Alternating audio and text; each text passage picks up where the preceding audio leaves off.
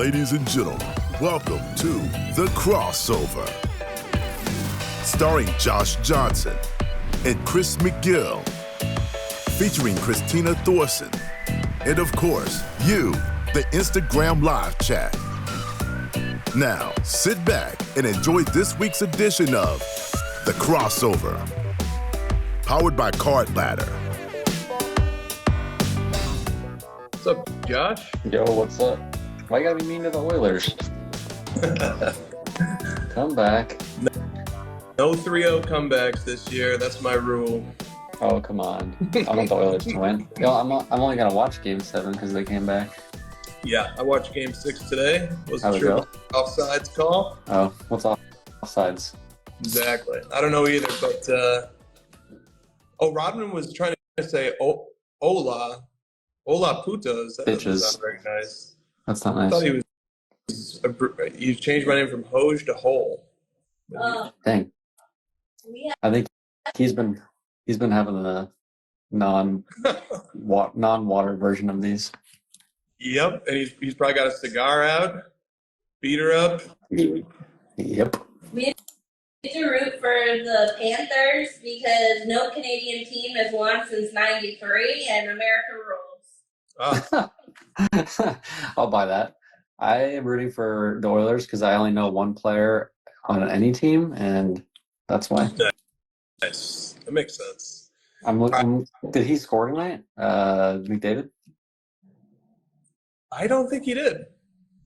I don't remember. Not sure. I don't think he did. He's a big assist guy. Yes. Yes, he is. Let's see. I got it. No, it's okay. Let's go. He had nothing. Yeah. No goals, no assists. Nothing burger. A big old nothing burger. Getting carried by his teammates. I think he leads the playoffs in points.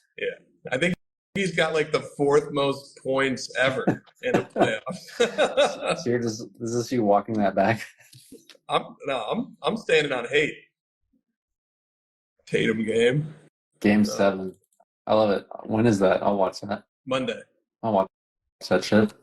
Yep. I'll be tuned in.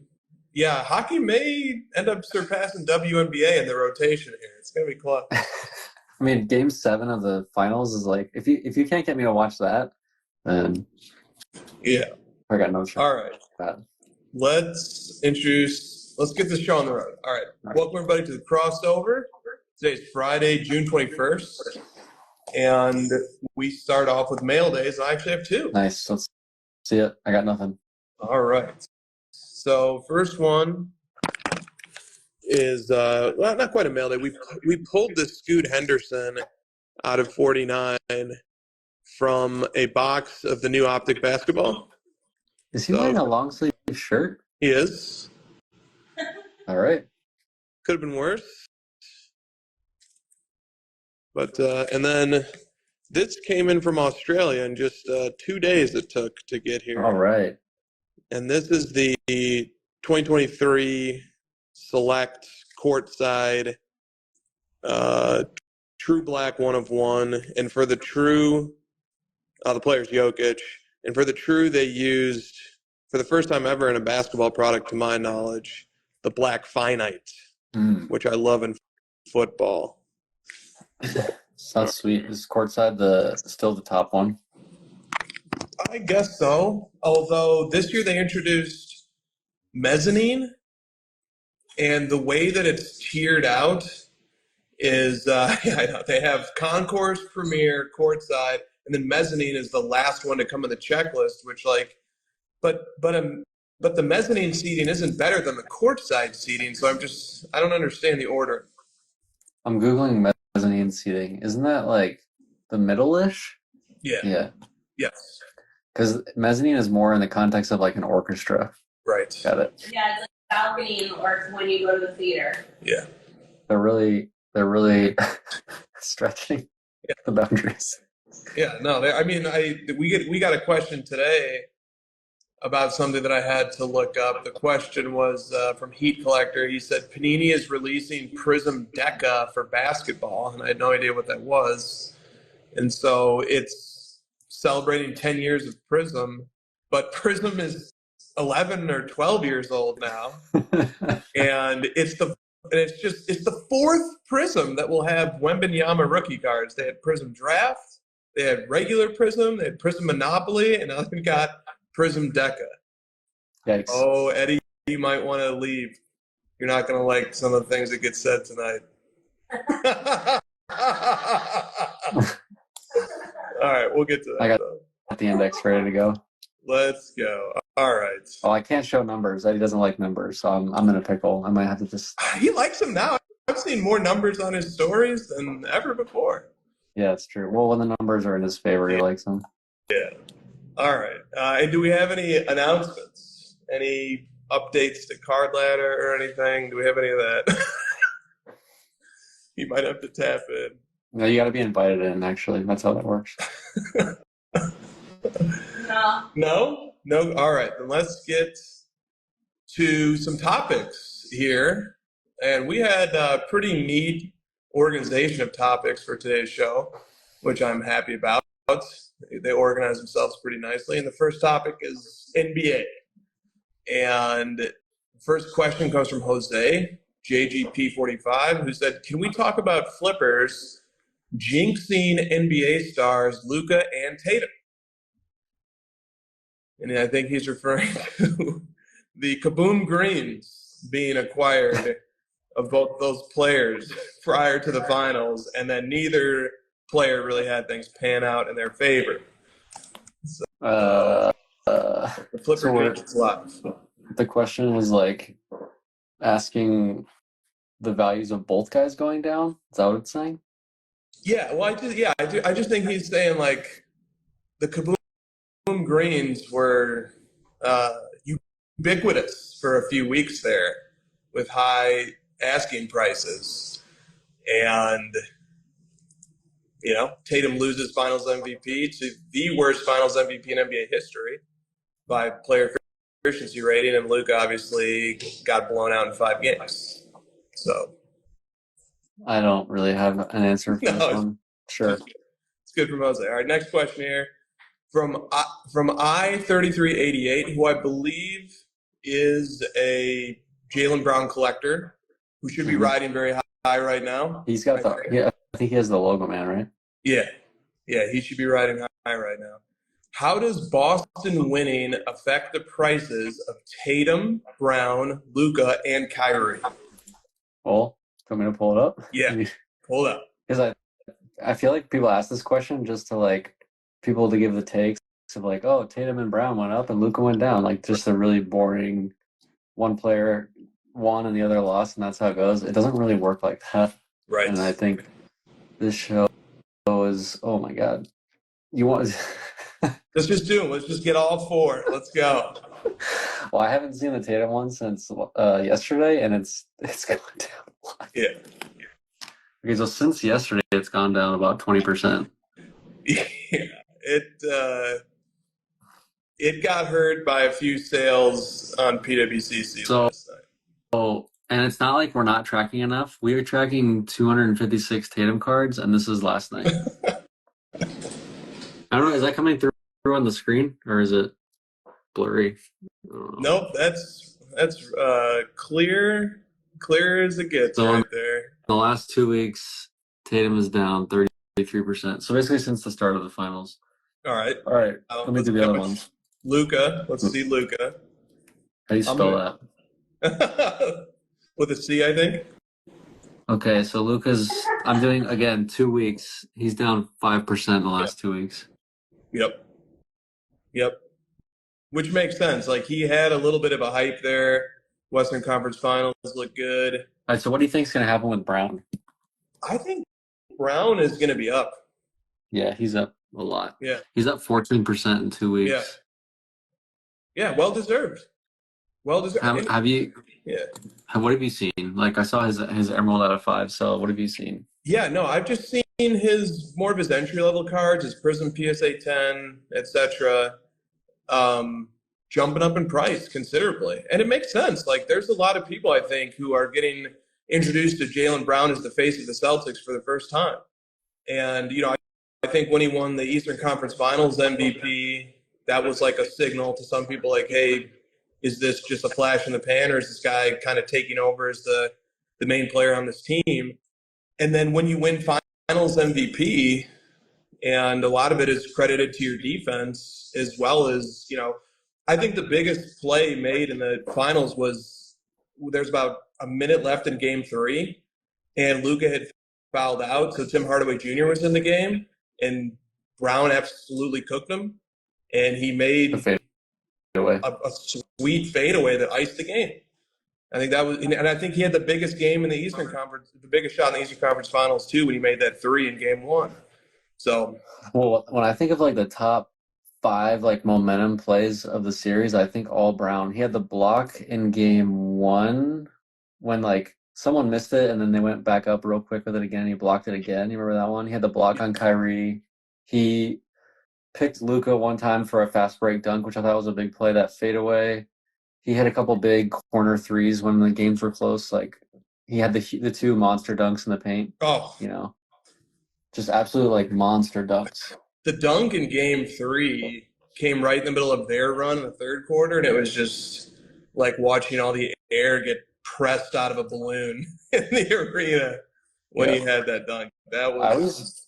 I always remember the pick fast break dunks because it's just such big plays. Like you get the turnover and you get the easy 2 points on a fast break. Yeah. It just huge momentum swing plays, and he had a few of those. Like he was just picking up full court. He was good.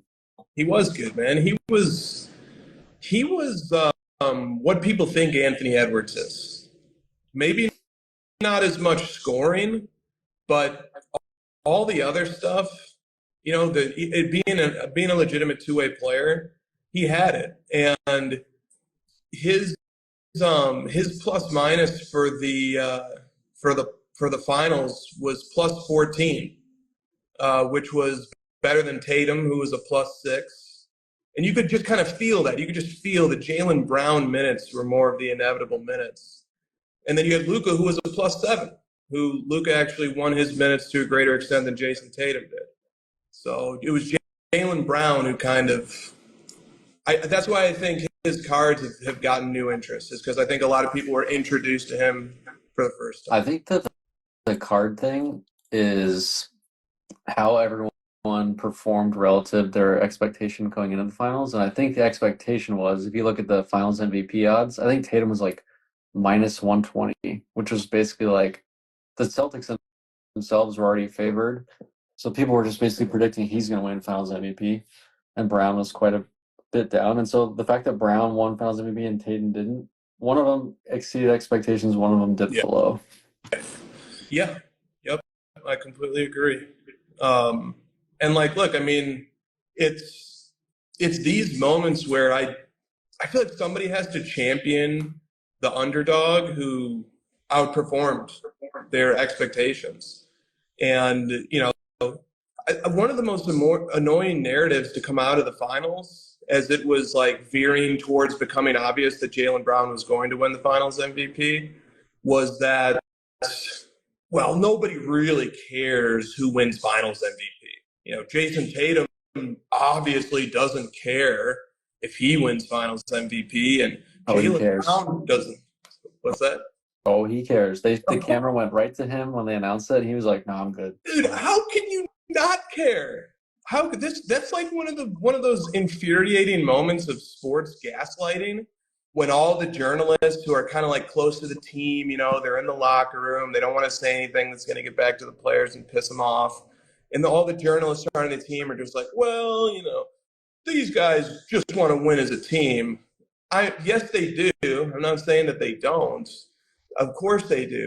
But winning finals MVP is such a legacy-defining award. Who wouldn't want it? Who wouldn't want finals MVP? So that was one of the things that I think has emerged from this, and that nobody wants to step up and say, like, Jaylen Brown was pretty good. He was the best Celtic in the finals, especially when it mattered. And it's pretty neat because, like, Jaylen Brown had a quote at some point in the playoffs, I think when he got excluded from all the All-NBA teams, when he said, I never win anything. I don't care. I never win anything. And it's fine. And then now from going never winning anything to winning the Eastern Conference Finals MVP and then winning Finals MVP in a pretty decisive vote. It was 7-4. It wasn't particularly close. I just think that that's something that should be celebrated. So what do you think? What do you think about Jaylen Brown? I mean, I thought he was the best player in the series. Like I said, I think he made the most plays. Overall, like during the whole season, Tatum was clearly the better player. Stats show that Tatum was far superior in the regular season. Yep. And then the playoffs came around and Jaylen Brown just played better. He just did, like, his stats were better. His impact on the game was better. He made more impactful plays. I thought his defense was better. Like, they put Jaylen Brown on Luka, not Jason Tatum. They had Tatum on all the switches. Yeah. Like, the Mavs were, like looking for Tatum. And also, I noticed that Tatum was in the games at the end of all these games, like, padding his stats like no other. He was, like, in there trying to, like, get free throws and get layups, and Brown was just like, the games are over, dude. Games, even at the end of Game 5, he was, like, out there trying to get stats. The game that they were, I think it was Game 1, at the end, he was trying to pad stats because it was like the kid had already waved the white flag and he was still out there. So, yeah, I think Tatum gave up the highest field goal percentage of any player on the Celtics who defended volume field goal attempts. I think he gave up 57% when he was the primary defender. yeah. It's pretty rough. But I really like a point that you made that I want to go back to as we kind of like put a bow on the Tatum and Brown topic. Tatum was the better player in the regular season than Jaylen Brown for sure.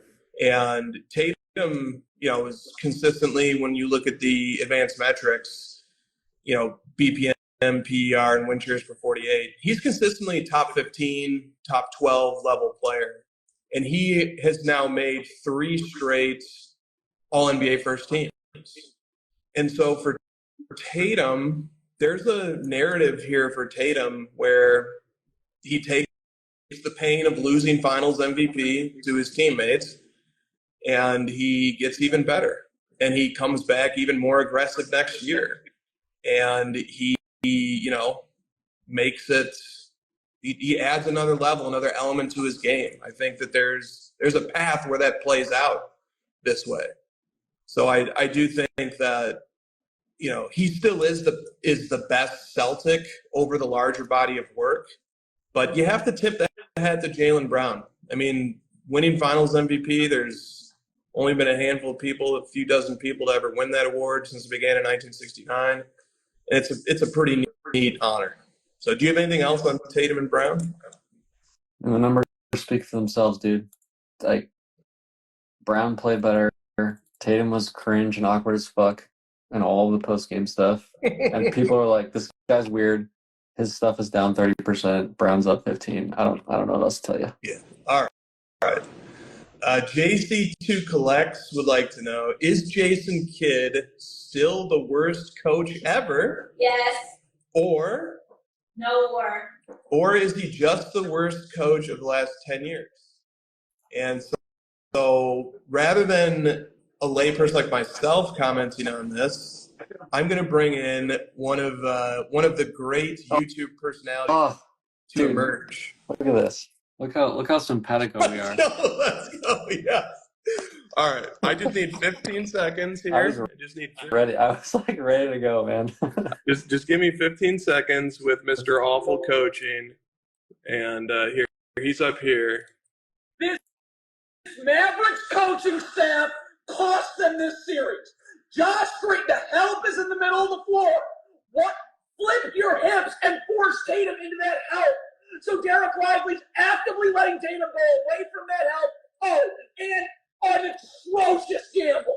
Blown by, another easy bucket. The Mavericks coaches cost them the series. It's the most All right, there we go. I have to take a break when I'm listening to this guy. All right. So there. Awful coaching. I'm just gonna defer to him on Jason Kidd. Oh my God, Eddie's just saying so many wrong things. It's just like blowing my mind. He's like, LeBron's cards are down the same 2 weeks. He's down 0.4%, and Tatum's down 30%. It's not the same. No. I think those numbers are a little bit far apart. I think so. Well, he's one to throw out numbers when it comes to Luka's field goal percentage when being guarded by one player or another, but refuses to read about PER and every other stats. He's going to get there. He's going to get. You know what? The irony of this all is that that is the way to make the case for Jason Tatum now that he's lost Finals MVP. if you want to make the case for him as the best Celtic, you can by looking at PER. I think in the finals, Tatum had a PER of 16.8, and Brown had a PER of 16.2. Oof. So all you would have had to do is just say that. That could get it done. All right. That's enough about Jason Kidd. Eddie's preparing his rebuttal video. All right. Publius13 says, who are your way too early 2025 NBA MVP picks? Well, 2025 MVP? Presumably, yeah, the MVP of next season. And so for What are like the Vegas, do you have Vegas odds? Here's the odds from FanDuel. Jokic is plus 340. Those are the shortest odds. Luka is plus 380. Shai Gilgeous-Alexander is plus 550. Giannis is also plus 550. Embiid is plus 600. And then everybody else, there's a huge gap. And then you have Anthony Edwards, who's plus 1,400. You have Jason Tatum plus 1,900. Jalen Brunson plus 2,000. And then Victor Wembanyama plus 3,500. It's weird. If it's Tatum's league, why doesn't Vegas think so? That's a great question. Plus 1,900, it should be free money.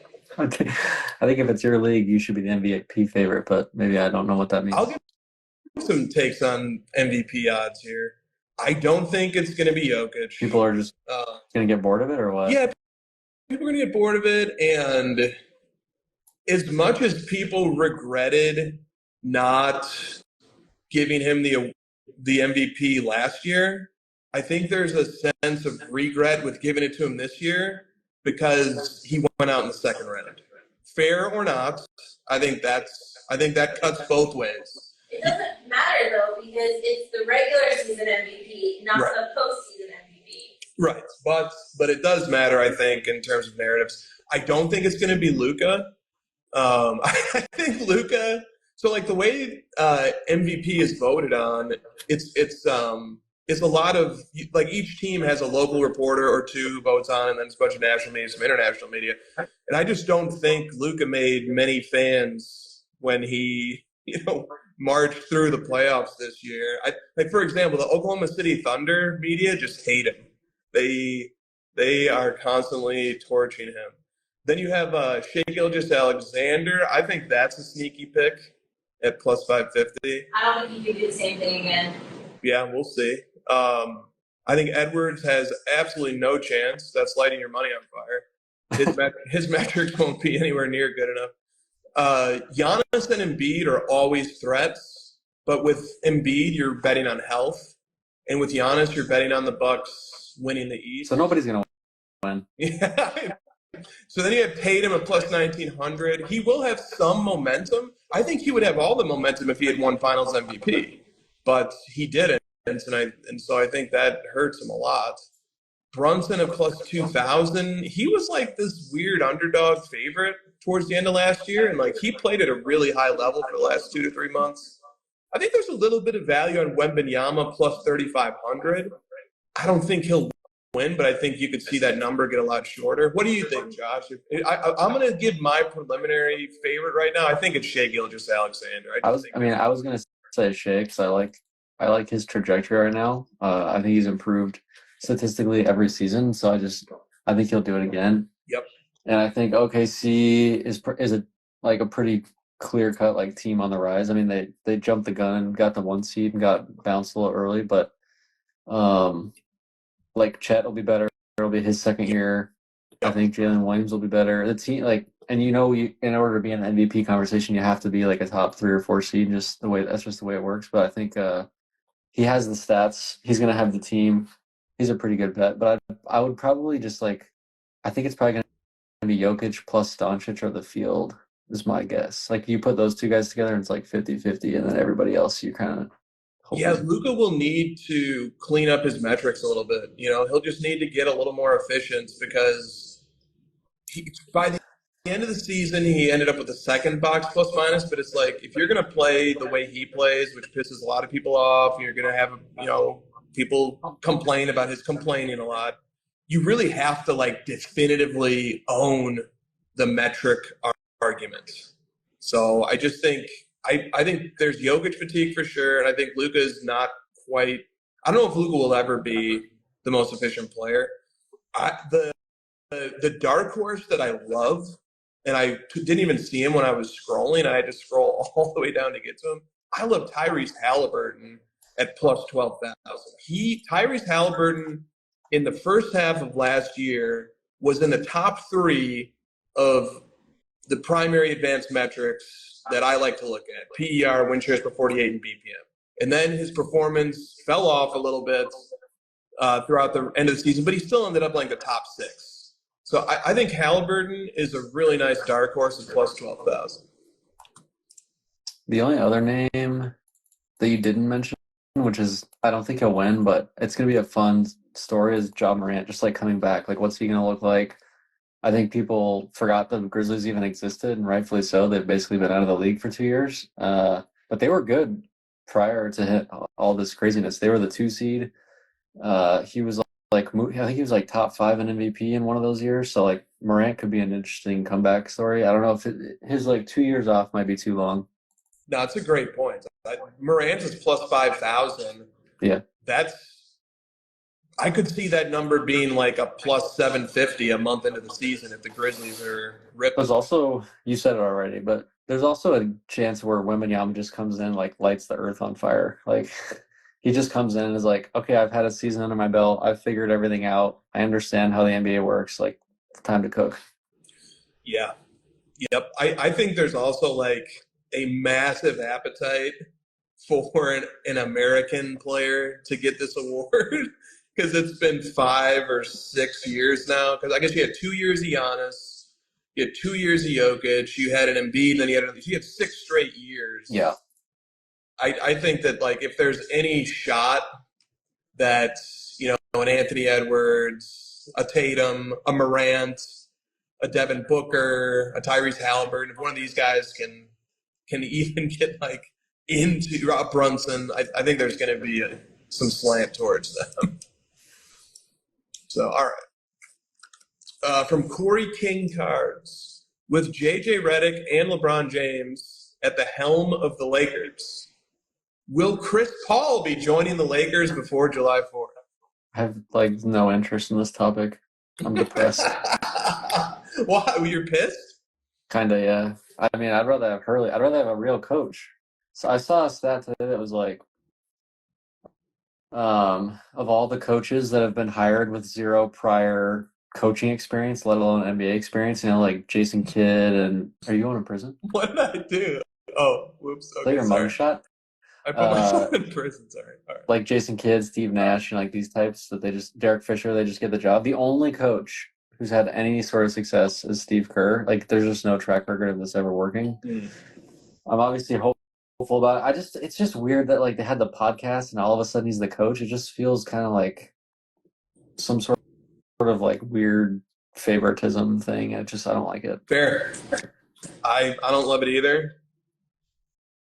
But maybe he's like Joe Mazzulla, Maybe. I like Joe Mazzulla. That guy earned my respect these playoffs. I thought he was great. I thought he was he kind of had that Jokic vibe where he didn't really want to be a part of the press conferences. He gives the short, same answers, which I enjoy. Yeah. Yep. Did you listen to him on Zach Lowe's podcast by chance? Mazzulla, no. Yeah, he talked about how he brings in inspirational military speakers, and they set these military checkpoints for the team, different things they have to be able to achieve throughout the course of the season. I was that's a little wonky, but I wouldn't mind if the Mavericks just did a little bit of that. They're just such the polar opposite of that. They're just always in Cancun mode. Yeah, Kid's got that players coach thing going where he just kind of lets them do whatever they want vibe, which I'm not a fan of. Yeah. I don't know. Yeah. I don't know that that's Redick, JJ Redick. I don't think he's going to be like that, but we already know he's like close friends with the team's best player. It's just like I don't need my coach to be best friends with my best player. I just don't. Yep, I tend to agree with that. Like I don't think people liked Phil Jackson. I think they hated him, right? Like there's a lot of stories about people not liking him and all the stuff he did in the locker room. And Yep, I don't know. indeed. All right, another question here on the NBA from Andrew Kesey. What do you guys think about the trade of Josh Giddey for Alex Caruso? I mean, they had to trade Giddey because they weren't even playing him in the playoffs. So like to get a pretty like wasn't I think he was second team All NBA defense or first team All NBA defense. So to add a player like that in a spot they already weren't getting much value from, if they can get some extra defense, I think that's a good move. Yeah, I think that's. I'm not totally sure what.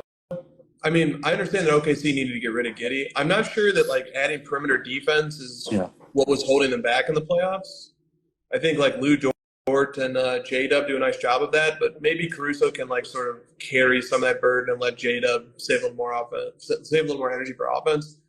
And then the Sam Presti put out a statement that basically said Josh Giddey was not really willing to be on the team. He was going to have to come off the bench. Yes. So they found a place for him in Chicago. And maybe he'll be able to do a little better in Chicago. I just think after the season he had too, he needed a change of scenery most likely. So we'll see how that goes. I think people are looking at GMs are looking at like the Celtics having like this switchable starting five where everybody can defend, like Caruso being their Drew Holiday kind of player. Yeah. Where Giddey wasn't really like much of a defender and he wasn't hitting the outside shot. So like it didn't fit into that like Celtics 5-out switchable defense mode, and Caruso fits that a little better. Absolutely. And finally, on the NBA, from Stacken Jr., please discuss Wemby Mania. The cards, I pulled some of that up. Yeah, let's go. Maybe I'm just like a millennial get off my lawn idiot, but I just don't know what all these parallels are, and I just don't understand how they're all $50,000. So last night in the PWCC premiere, there was a gold shimmer, a fast break neon green, a green choice, and a cherry blossom, whatever the fuck that is, and a mojo, and they all sold for $22,000 or more. $50,000 for the gold shimmer, $47,000 for the neon green, $35,000 for the green choice. I don't know what's a cherry blossom. What is that? It's a new parallel. Well, I know they're all new, but what the fuck is that? I don't know. People like it. Oh my god. I mean, it's great. Wembanyama's awesome. I just am worried about like the overall money spent on some of this stuff that like, are we sure the cherry blossom's going to matter in 2 years? I don't know. I think that's a valid question. What else about Wemby Mania in general? Do you have any other thoughts? I mean, now's the time to really like him because doesn't have any pressure on him yet. The team sucks. He wasn't in the playoffs, so like now it's fun to like hype him up and wonder what he's going to be. But like once you make it to the finals like Tatum, then people start ripping you apart and shitting on you, and you lose Finals MVP, and it's just he's not getting any sort of that attention yet. It's all positive, so that's what I mean. That's probably my thought. Yeah, they'll probably be all positive for a few years, and they've got some high draft picks this season, although it's not really a great draft to have high picks in. I do think that the Wemby Mania is justified. I don't know that the card prices are justified, but I think that the excitement over him is pretty justified. Especially with the way he finished the season last year, and he just seems to be quite focused on being great. So I'm cool with people being excited about Wemby. The metrics are off the charts, especially on the last half of the year. He's just doing, and that is kind of the standard that the greats of the last 25 years have set. Is like many of them are really good right away. Yeah. Like if you're on the spreadsheet Olympics in year one, or the spreadsheet awards on year one, meaning you finish top 20 in either BPM, PER, win shares per 48, I'm taking notice of that player, and Wembanyama was. Yeah. So was Chet, by the way. The rookie years are usually really tough on these guys. Yeah. So like you said, if they don't have to be like first team All NBA first year, but if they show signs of it, or they come on late in the year, or they've got long stretches of showing statistical greatness, you're right. That's usually a pretty good sign early on. Yeah. Okay. Something from the chat real quick. No Recent Comps points out that there was a piece of viral hobby content not that long ago that pointed out that Wembanyama already in total, according to Gem Rates, has more cards graded than Stephen Curry does or than Giannis does. From rookie Do you know year? that story? Yeah. Okay. What? It was Josh. No. I saw it on Josh's story. Mine was sales volume. Yeah. His was about sales. Oh, okay. Yeah. Sorry. Okay. Go Yeah, ahead. mine was like he was second to MJ for sales volume year to date for 2024, and I mean a lot of that was because Prism came out. But the stat you gave was total graded cards across all years, or rookie All year. already? Yeah. And he's not even. He hasn't even had all his products released. I don't remember exactly what I want to say the number was like 170,000 Wembanyama cards graded already. And that's Curry back to 2009. Yep. That's a pretty jarring statistic. Yeah. That's a lot. It is. It definitely. Part of it though, like the thing that makes it a little bit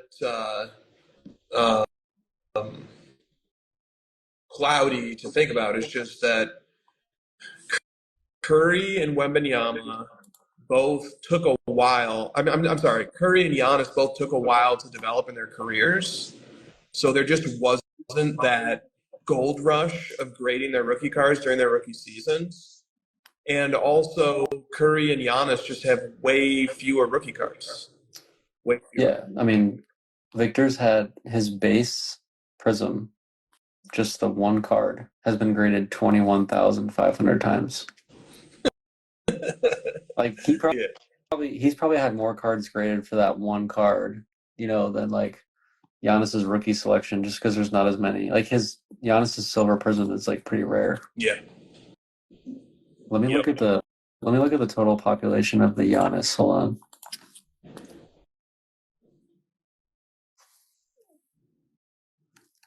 Giannis. So the total number of copies graded of the base Giannis is, the PSA 10 is pop 3,000. Total graded is 8,000. So Victor already has like 3x the number of base cards graded, and that's like a brand new card. So yeah, once we had sort of the context of like 2013 and 2009, there were far fewer products and there was much less made of the products. But the other side of that coin is that, and I think this is what the stat really illustrates, is like there's way more 2023 products being made, way more. Yeah. And it's not just on the level of the base cards either. It's on the level of if a 2013 Giannis product, like 2013 Prism, had 2 1-of-1s in it, which was unusual. It was the only 1-of-1 mosaic black Prism, but Wembanyama has 3 Prism 1-of-1s. If you look at the golds, Wembanyama has multiple Prism golds out of 10. Giannis only had 1 Prism gold out of 10. If you look at select, Giannis is in a year of select that I'm pretty sure only had 1 tier. Wembanyama is in a year of select that has 4 tiers. And then the number of parallels is multiples larger. I think that's kind of what the stat is illustrating to me. It's like there are just way more cards being made. What is your thought on that as it relates to Wembanyama's like pending success? Like, let's assume Wembanyama's awesome. Do you think that this, overproduction, too many options, is this going to be something that hurts his legacy and he's just not going to be able to fight against? Like, what do you think about the relationship between those two? Yeah, I think it's going to be a pretty big problem. I think we do have a few historical examples that come to mind. They're not perfect analogs by any means, but the Ken Griffey Jr.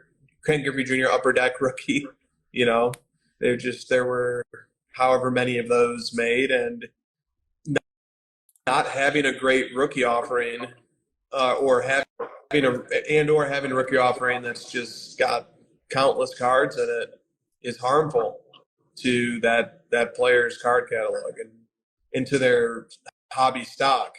I think the thing that makes Wembanyama a little bit different and a little bit more interesting is that there still are super rare, great cards of his, like the Prism 1 of 1s or the Optic Gold Vinyl 1 of 1, which just got pulled. He still has that too. So, what would a Ken, even with the Upper Deck printing fiasco, what would a Ken Griffey Jr., Bowman first Super Fractor 1 of 1, what would that be? I mean, that would probably be worth millions still. So what do you think about that? It's complicated because people are still looking at the Blossoms and the Neon Fast Breaks and saying these are more rare than the gold, so I have to, it's going to cost a lot. And when you add them all up, the market cap of all the cards that he has just seems too daunting to me. It's just too much to overcome. It's a lot of stuff, and like when the good ones come up that you're mentioning, like the gold prisms and the Optic Vinyl 101s, like are people just way too burnt out of spending $50K from a cherry blossom 2 weeks prior? It's just, I'm not sure that the market can sustain it. Yeah. And a big reason why I think there's so many graded copies is not so much that people want to own them. I think most people who are grading those cards are grading them to sell them. And it's the graded population is partially a reflection of just how many people out there are trying to turn around their Wembanyama cards and get them on the market as fast as they can. Yeah. Yeah. All right. Just look at the Wembanyama PSA 10 base pricing chart. It's just like never fails, man. Never fails. We'll never understand it. You and I we should write a book about just that. Like it would just be a picture book of just charts from Clyde Edwards-Helaire to Victor Wembanyama, opening at this much and then just coming all the way down. So I said the Wembanyama base has been graded 21,000 times. To put things into perspective, how many times do you think the Ken Griffey has been graded? So this would be the star rookie, the one where it's like the Upper Deck. Yeah, the Upper Deck. I don't know.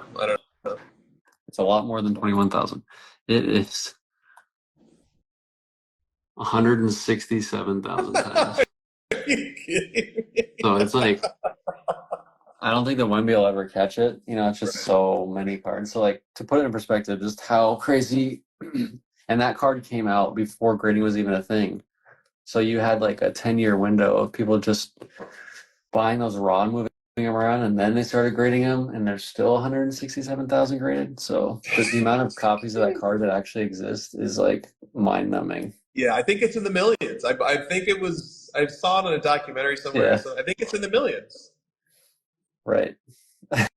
That's crazy. Yeah. Witty in the chat pointed out that the other part of this equation is that there's 3 times as many Wembanyama Prism base cards graded than Giannis, but there's also at least 3 times as many people in the hobby now as there was then.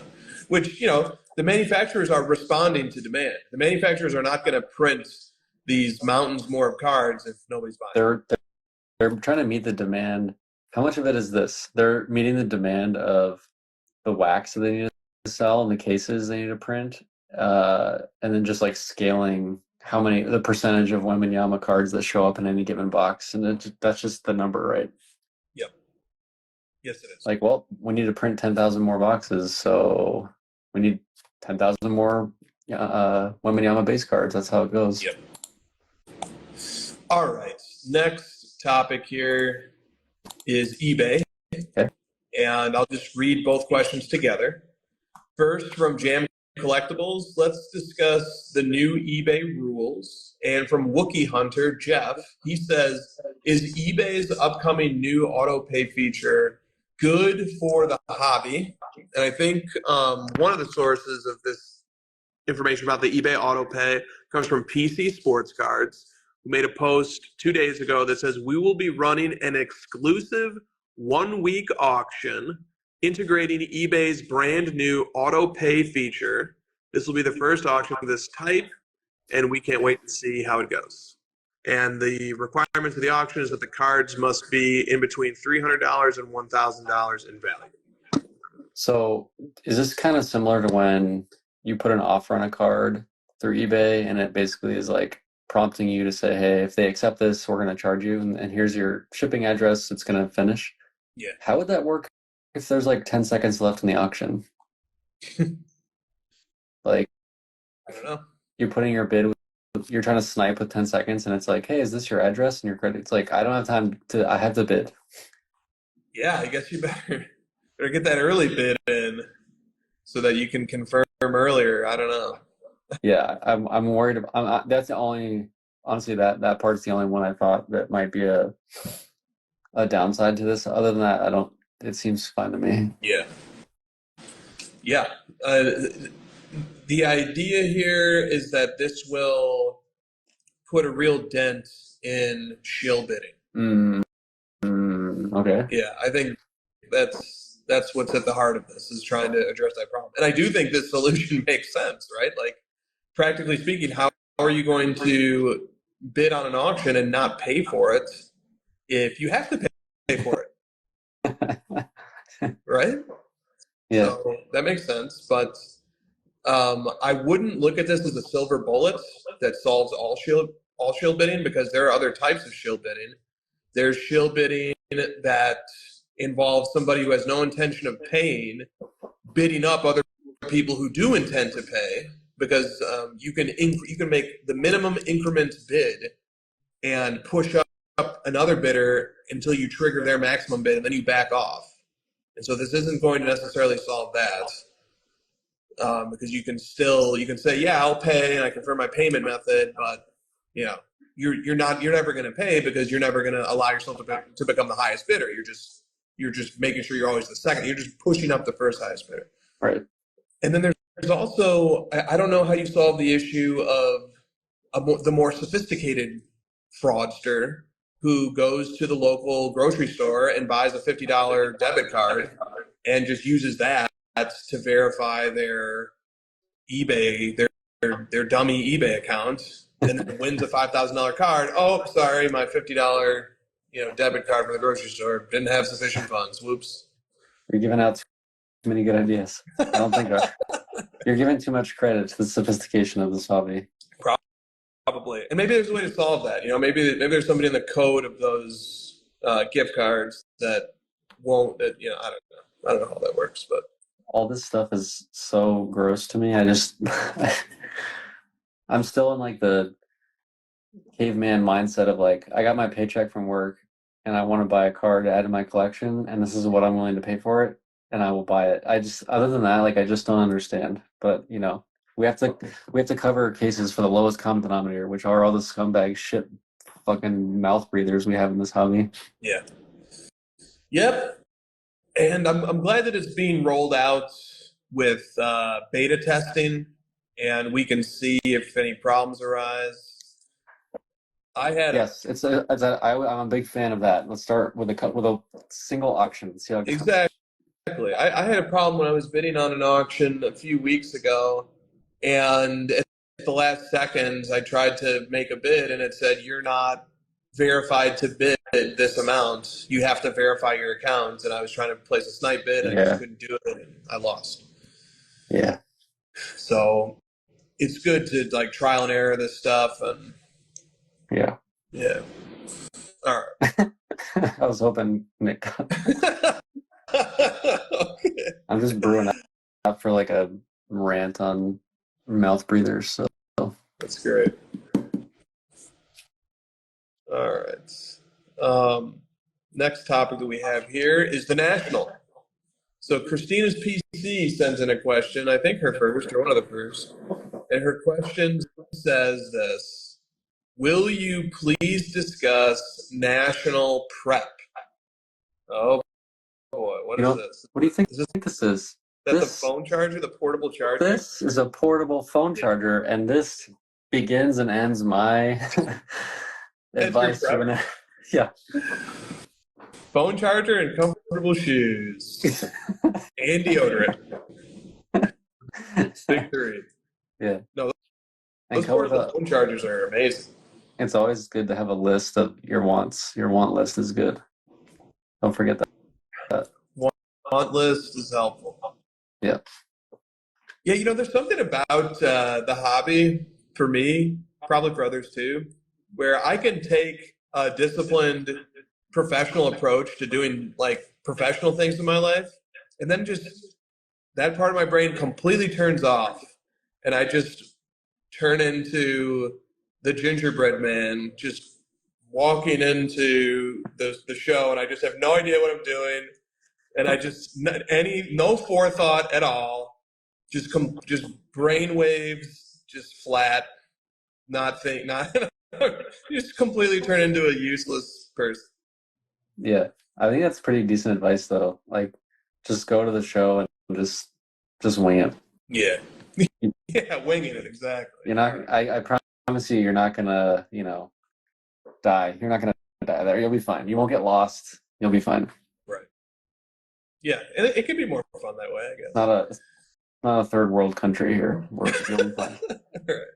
All right. PLB Cards says, would you hold off or hesitate on buying a card that you want for a fair price around this time of year if it would take your entire budget for the National? This is a good question. Assume that you don't have any additional cards you are willing to sell, and that basically you have a firm choice. You either go to the National with no money for cards or not at all.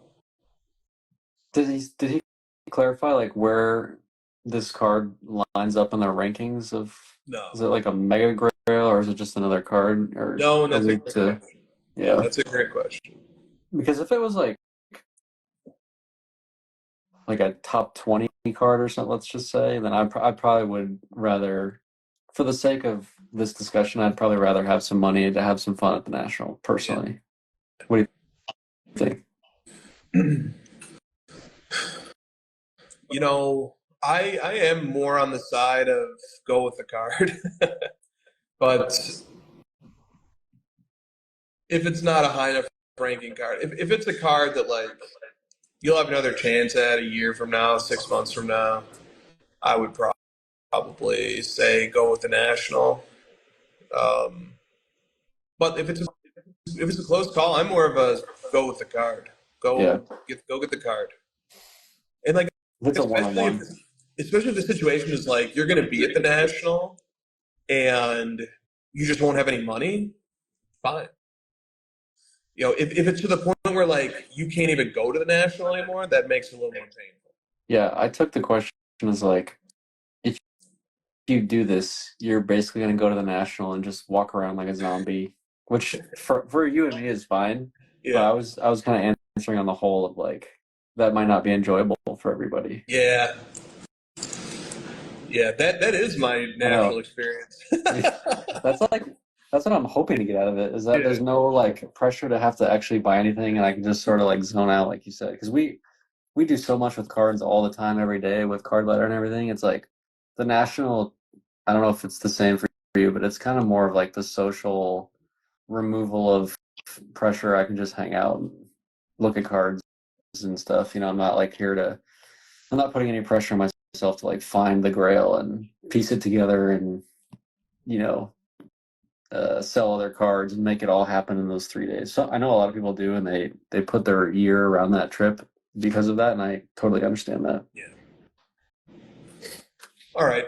Also on the National from Cards and Cardio, what is more appealing for you personally to attend, the National or Fanatics Fest, which is just a few weeks later? I don't know much about the Fanatics. Do you guys have any more to say on this? The Fanatics Fest is definitely something that's a lot bigger than sports cards. Yeah. And sports cards, I don't think the sports card presence there is going to be anywhere near the size of the sports card presence at the National. So if you're looking for the big sports card event of the year, or one of the bigger sports cards events of the year, it's definitely the National.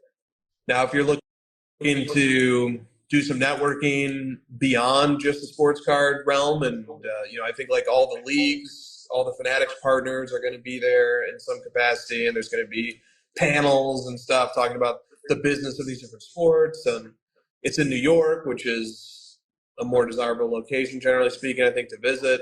Those are some of the perks of Fanatics Fest. And obviously, I think Fanatics Collectibles is going to have a big presence there too, and Topps will.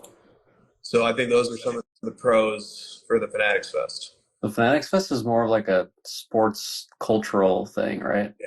That's my understanding, yeah. Like it doesn't even say the word cards on the homepage. Right. Okay. Yep. Yeah, it says there's, I mean, on the homepage it says there's going to be live breaks.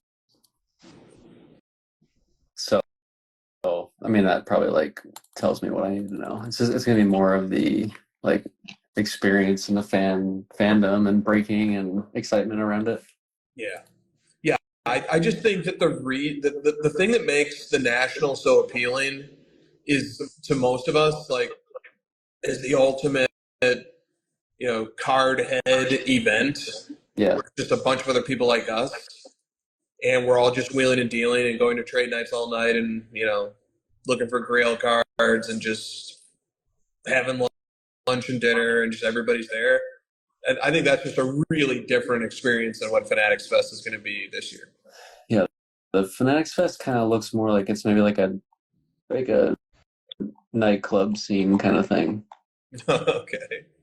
Yeah. Just from what I'm seeing on the site. And the reason I got into cards is like it's kind of like a more underground, nerdy. Like you go to the National and you're not exactly gonna have, your ears blown off with like music and excitement. And I mean lately it's kind of become that, but it is more like looking at dollar boxes and walking around and looking at cards. It's not as like flashy. Unfortunately, our booth placement recently has been in the Right. The exciting area. That's all right. And we'll see. Let's let a Fanatics Fest happen and see how people report back on it, and we'll know more. I'm gonna look up their convention center.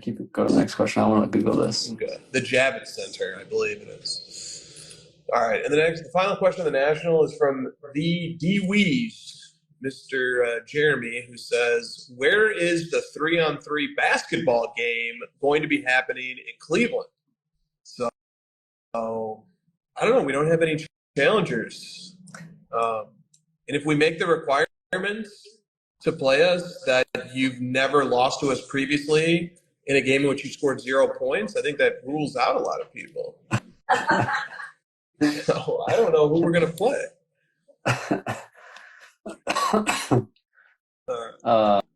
Okay, here. So the Donald Stevens Center, which is like, to me, probably the number one location for the sports card conventions, their exhibition space is 840,000 square feet. The Javits Center is 3.3 million. So about 4 times the size. So quite a bit bigger. That's crazy. Yeah. I thought for sure you were going to say like 300,000. No, it's big, dude. It's like, look at this thing. It's a big boy. Yeah, it's cool. I always like an excuse to go to New York for a few days too. Agreed. Me too. I love New York, actually. Yeah. It's just so different from anywhere else you go that it, like, the mayhem of it is just so it's awesome. Like they know what they are and they're not trying to sugarcoat it. Yep. Paxton Slap, yes we did. He's one of the people that we defeated in an 11-0 game. All right. Now we move on to the next. Now we just have the general topic session here. From Do Nuts Have a Problem?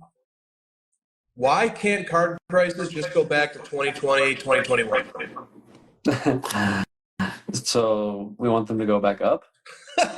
And that was a genuine question that I had about this. Because if you think early 2020, you might want them to keep going down. Right. There are definitely players whose values are lower than 2021 for sure. And there's plenty who are lower than 2020 as well. Prominent. Well, just look at this.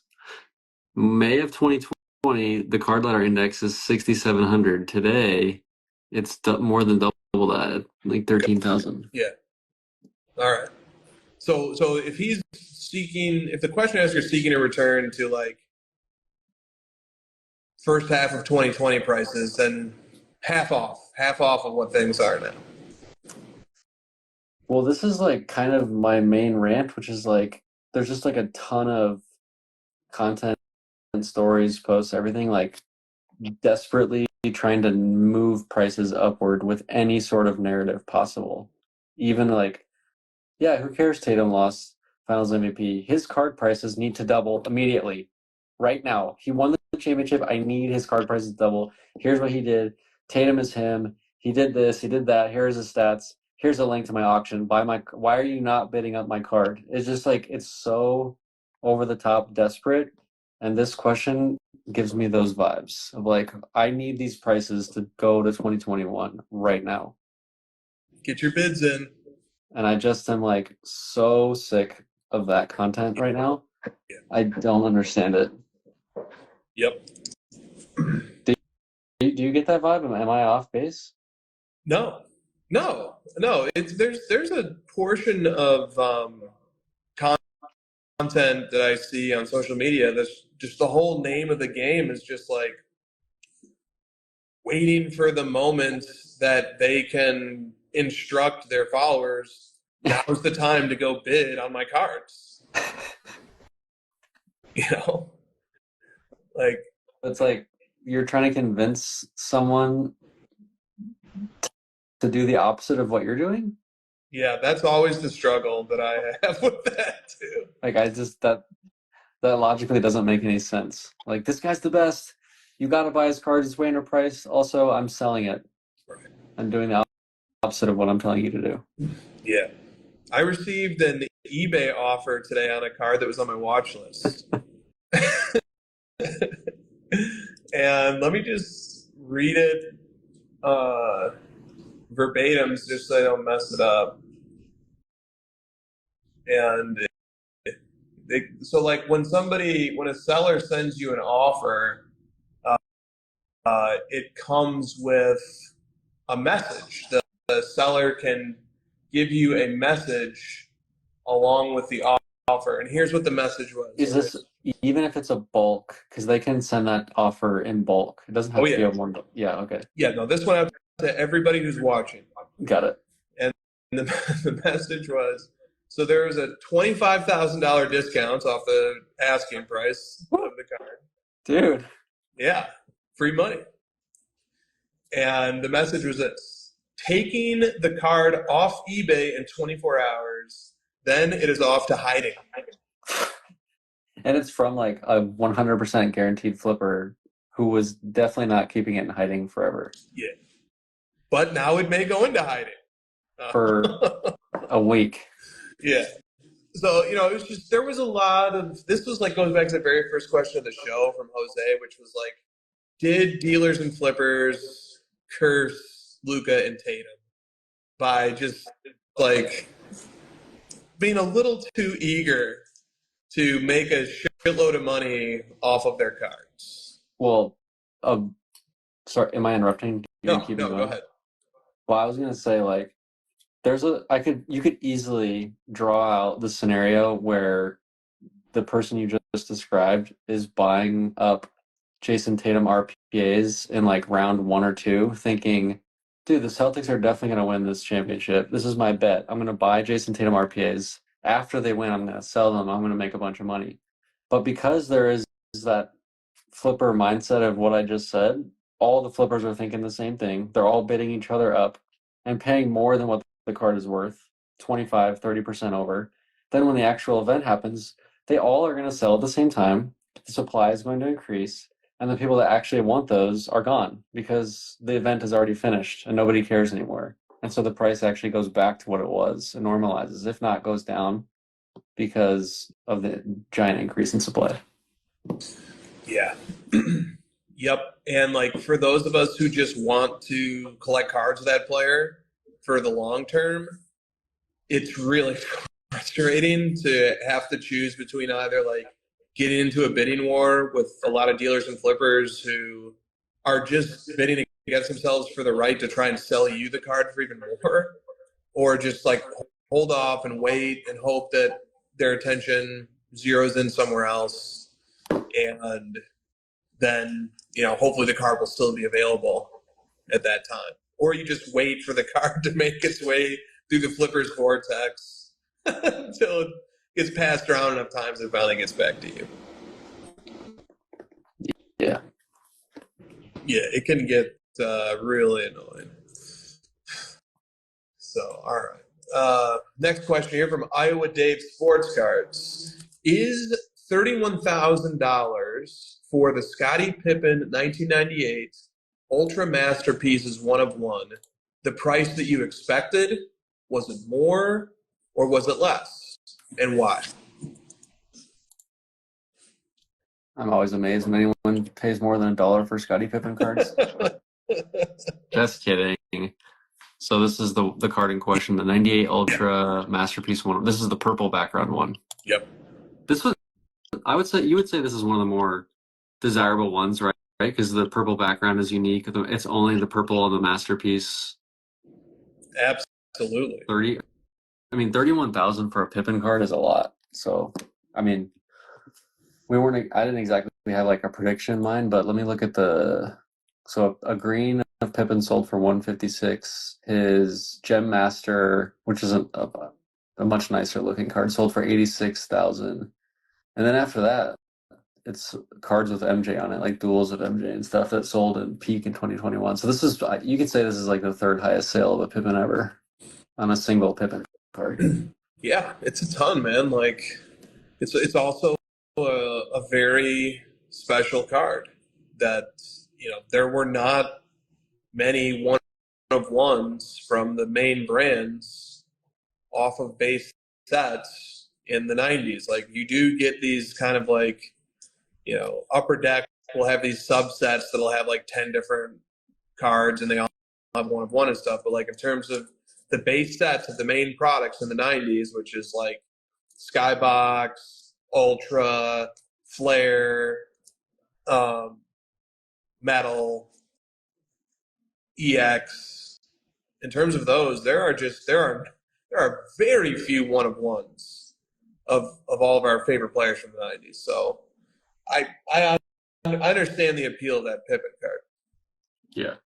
I thought it would go for more, Josh. Honestly, I was thinking 50 to 60,000 for that card. Okay, well there you go. Yeah. There's your answer.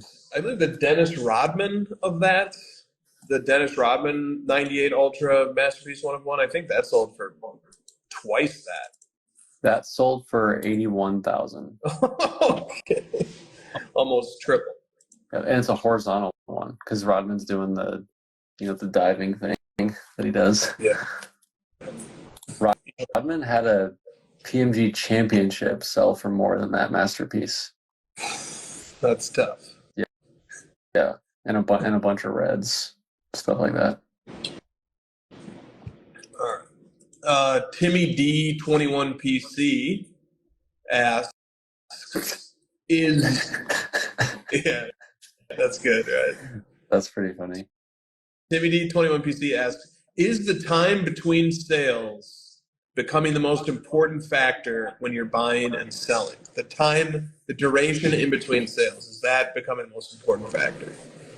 I don't know that it's like specifically the technical time between a given sale. I think it's more just like the possibility of a card selling that frequently. Like, for example, if you have a Pop 2 or you've got like a 1/1, like it's just not possible for that card to sell every month, right? But if it like coincidentally happened to have sold in 3 months apart, I think that's okay. You know, it's like, okay, this doesn't need to be the delineation as like the actual time. It's more about the rarity. So you're just sort of speaking about the rarity of the card. Completely agree. I'm going to take that a little bit further. Show off. I'm going to take your answer and just improve upon it just slightly. Yeah, but when I do that, you guys get mad. I completely agree with that. And I think what that's ultimately saying is that the time in between sales is a proxy for something else. And it's a proxy for how much do people desire this card? Because if people desire it a lot, then there's not going to be very many that ever come up for sale. Therefore, there's going to be large periods of time in between the sales. And it's a proxy for how badly do people want to hang on to the card also. Like, because you can have a desirable card, but people feel like it's overvalued, so they feel like they have to sell it. But if it's desired and people want to keep it, even at higher prices, then you naturally get a byproduct, which is there's big gaps in between when the card sells. But kind of like what you were saying, you can also be tricked, because you can have a card sell a few times in a short window that is desired and that people do want to hold, but it's just a happenstance that a few of them come to market at the same time, and then this heuristic would throw you off. This idea of like, well, 2 sold in 3 months, therefore it can't be a good card. That's not necessarily true.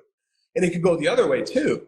You can have a card that is not really desired and that nobody is super keen on owning, but because it's not worth that much, or because people feel like the market for it isn't strong, that's the reason why it doesn't show up for sale for a few years. So the idea of like time in between sales is a proxy for something else. And you have to understand what that something else is. And most of the time it's going to be a good rule of thumb, but that's why your answer inspired that thought, because like you point out, it's not always going to be right.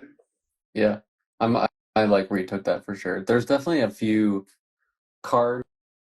I'm sure you have this in your collection, like the way you move through the hobby, you can just sort of like sense like what types of cards just don't sell as much. You're both looking at the data, but also in speaking with other collectors that own similar types of things, you know the people that own them, and you know they're the people that aren't selling them. They're not getting into the hands of flippers. They're not getting sent through the auction houses, and so I think that's kind of what you're getting at. Like, for example, there was a LeBron rookie I was looking at buying in comparison with another one, and one of them was at a 50, the other was at a 25, so they were pretty similar, but the one at a 50 had like 10 times as many sales as the one at a 25, and it was like, to me, they had similar characteristics, the rarity was similar, they're both rookies, it didn't really, but you dig into it and it's like, okay, this one over here is exquisite and this one isn't, or whatever the reason is. And so like those ratios are just out of whack, and it's like because people just don't like this card as much, or it's not as, people don't believe in it, like you said. All right. Next question here from Northwoods Card Collector. He's got a little something on to get off his chest. Let's go. Welcome. This is the show for you. Yeah. Yes, it is. I saw a story on an account that hailed another person's idea of buy cards people actually want as a simple, ingenious investment strategy. As I wipe away the vomit from throwing up in my mouth, I ask, when you see somebody say buying rubies, PMGs, essential credentials, etc., what does this mean for the market for Kaboom downtown and other overprinted case hits? I mean, this is like what we've been talking about a lot this episode, where you're getting these overinflated prices because there's a group of people that are buying them just to resell them to someone else that feels that they're going to resell them to a passionate group of people and take advantage of it, and it's super frustrating and annoying. But that'll work itself out in the long run, and the collectors will end up winning out on that. So it is like frustrating in the moment, but you just kind of have to play the long game with that. Yeah, exactly. Patience will be a virtue most of the time here.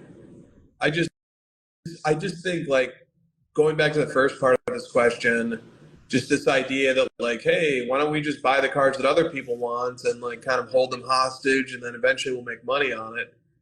That part of it just makes me sick. The way you, like, I know what you're saying, and you're right. It's just gross to hear. Yeah, yeah.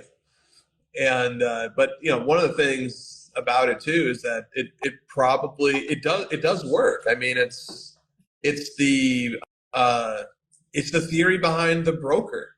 It's the theory behind the idea of the dealer. Is like, I'm going to be a dealer, and the way that I'm going to sustain that business is I have to find stuff that other people want, and I have to buy it for cheaper than what I sell it to them for. You know, that's the core of it. All right. From K&K Sports Cards. this question was kind of crazy. I just came out of left field, you know. I love those. Is it not the time to sell anything right now, or is it time to sell everything right now? Okay. I need a little bit more context. Right. That's way out of left field. Yeah, You're right. I was just like, wow, this is extreme. I'm not going to presume anything of what the question asker is meaning by this, but again, I'm getting this sense of like, I need the market to double or I'm going to fucking sell everything. I'm threatening you. I'm going to threaten you that I'm going to sell my whole PC if you don't give me, like, some of the D&D posts I see on that Facebook group are just insane. Just like, no one's going to ever pay you that. Are you crazy? This guy just won game 1. They're up 1-0, 20K, and the last comp is like 8. It's like, what are you talking about? The team is already favored in Vegas. Why would I pay more when they are already favored? Exactly. Yeah. God,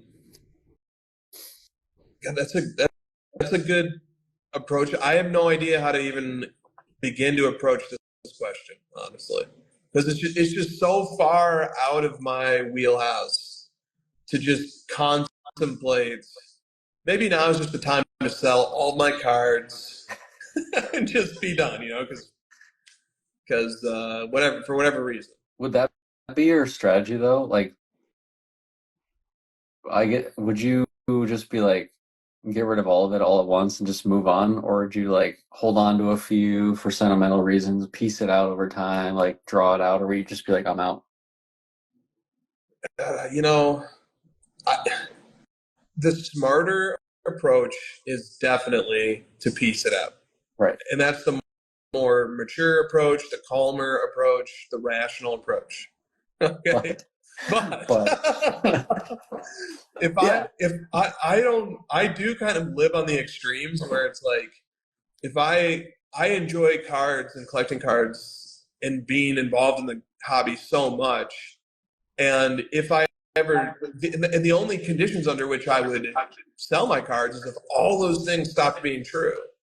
And if they did all stop being true, then I probably would just want to wash my hands of it more quickly. Agreed. Yeah.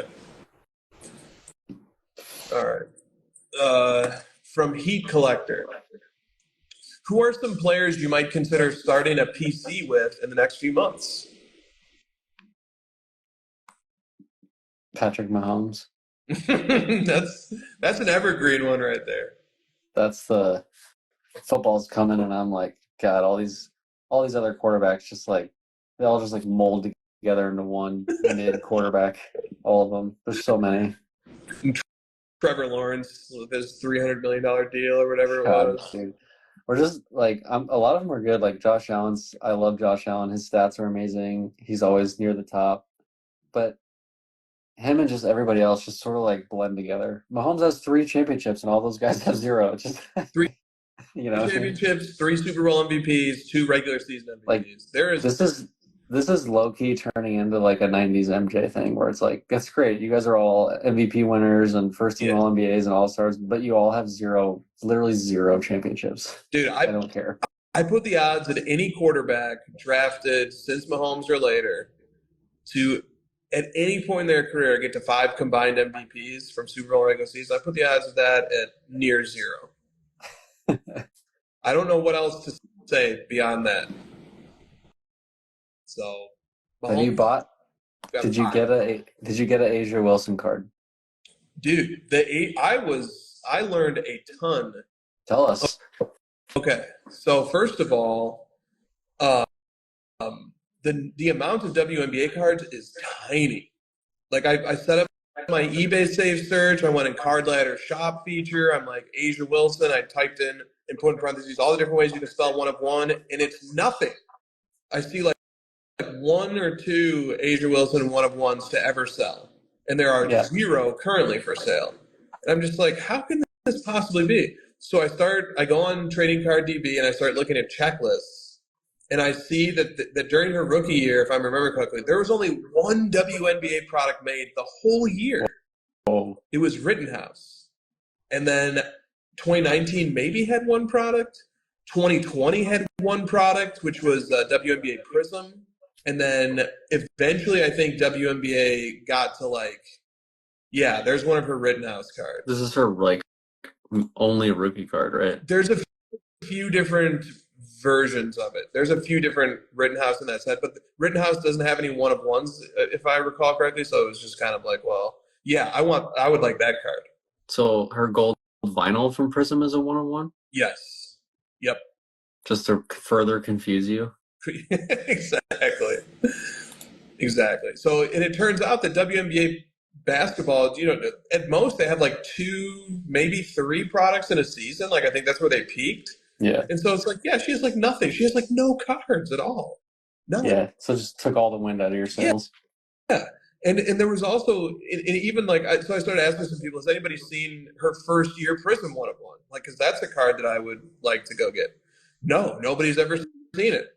Most people think it's still in a box. In fact, no one's 2 boxes of that, 2020 Prism we did? Yeah. Well, nobody's seen, that's why it's still in the box, because nobody's opening it. And then her second year Prism 1-of-1 has never been seen either. Yeah, we have 2 boxes of that as well. So then I'm just like, man, and you know what, Josh? It got me to a point where I was like a little bit appreciative of the abundance of supply that we have for NBA because in NFL and stuff. Because like, at least if I get the itch to like want to go collect a new player, I can go find a cool 1-of-1 of theirs pretty easily. Yeah. You'd rather have too many options where you can whittle down to like both what you think matters and what the hobby at large think matters. You can just like funnel that down. Whereas if you have the reverse problem, there's no choice. You just, you're stuck. Yeah, exactly. Now, Asia Wilson was a really interesting athlete too, just because I think she's an obvious home run choice for who to collect from this era. I don't watch much WNBA. I have watched some of her highlights, but her resume is extremely impressive. She has so Basketball Reference doesn't have as many advanced stats for WNBA, but she has the second best career player efficiency rating of all time behind Lauren Jackson, if I remember right. And she is very close to possibly having the first best. She has 2 MVPs already. The WNBA player who has the most MVPs ever won by WNBA players, 3. So she's the odds-on favorite to win it this year. She's right on the cusp of getting 3rd. She has 2 championships, only 1 Finals MVP, which is a flaw on the resume, but at least she has 1. She won Finals MVP in 1 of her 2 championships, and she's just like eye test wise, even just watching her play is extremely impressive. So like, I was really excited that I found a player that I could just dip a toe into in WNBA, and then the card offering was so limited. It was just so sparse. I was like, all right, I'm going to keep this safe search, but like, this isn't going to turn anything up. Yeah, you definitely like, and I'm sure you had this with like McCaffrey and other guys. You've got to have a starting point to keep the momentum and the excitement going. Otherwise, like, you just never get it started and you just lose interest. Dude, her stats this year are nuts. She's averaging. And I know that the WNBA stats are like quite a bit lower numbers wise than what you're used to seeing. Like, 33 is not 33 points and 10 rebounds and 9 assists. That's not happening in WNBA. There's not the minutes are lower, I believe. The scoring is lower. The pace is lower. The average points per game is way lower. But she's averaging 28 points, 11 rebounds, 3 assists, 2 steals. I liken that to like MJ scoring 40 in the finals where the team had 85 points. Yeah. You know what I mean? Yeah. No, her stats are off the charts. Like that's the name that just kept coming up when I was looking at like career advanced stats, best single season advanced stats. It was just her and a few other her and Lauren Jackson and Elena Deladon were the names that just kept coming up over and over again. And the difference is Asia Wilson is still playing and she's in her prime. Deladon's still playing, right? Or is she retired? I don't know. I don't know enough. We're hitting our capacity of knowledge. Yeah, we are maxing out right now. I honestly have not ever watched Asia Wilson play, but maybe I should. Yeah, no, she's I saw quite good. when you told me about this, I Googled, and this is like what all the noobs do in the NBA that drives us nuts, but I had to start somewhere. I just Googled like the top 50 active players in the WNBA. Yep. The Las Vegas Aces had like 8 players in the top 50. I was like, they're loaded. Like their starting 5 was like top 15. It was like, what the hell? And they had like all these former number 1 picks. They're loaded. I know the league is only like 12 teams or whatever, so that's part of it. But Yep. And the WNBA did become a little bit more interesting when now the Indiana Fever, which is Caitlin Clark's team, they are in the playoff picture. they won 4 in a row. Yeah. All of a sudden, they are looking pretty darn good. That's because their schedule was like really front loaded. With now they've been playing like the worst team in the leagues over and over. All right. Next question here from Heat Collect. Oh, sorry. Okay, so this was the question of the new PC. You said Mahomes. I have 2. I have 2 players that I have my eye on going into next season. I have started a PC of one of them. I almost started a PC of the other one, but I didn't quite make it. In basketball, it's Tyrese Halliburton. And I was bidding on his Prism 1-of-1 that was on PWCC, but it just went a little too high for me. And also, I'm not ready to go that far on Tyrese Halliburton yet. Like, he's already, like, the criticisms the cons against Tyrese Halliburton is this. He's got off to a little bit too slow of a start in his career. He came into the league a little bit older. His opportunity to get onto the GOAT trajectory is a small window. Yeah. The pros are that he is incredibly underrated. And even after, he, with a hamstring injury, took his team to the Eastern Conference Finals, people still just refuse. I think part of it is because he beat the Knicks, and that pissed off a ton of fans and media people, honestly. But, like, he's only 24. Yeah, and is he ever going to be top 10 career points per game scorers? No. Maybe he could get on the top 10 in assists per game, but just the metrics love him. And like, I will never shake. Like, I watched that game of the Pacers versus the Hawks. It was like 150 to 150, and he just couldn't miss. And it just, like, the stats combined with like these different times I've seen him play, combined with the deep playoff run that they made this year, and what I love the most is that nobody gives him any credit, and they all think that he's just some like random scrub, basically. I love that. That's just the perfect player for me. So I am looking at him. And then the player that I have started a PC of, who is quite similar to him and who went to the same university as him, is Brock Purdy.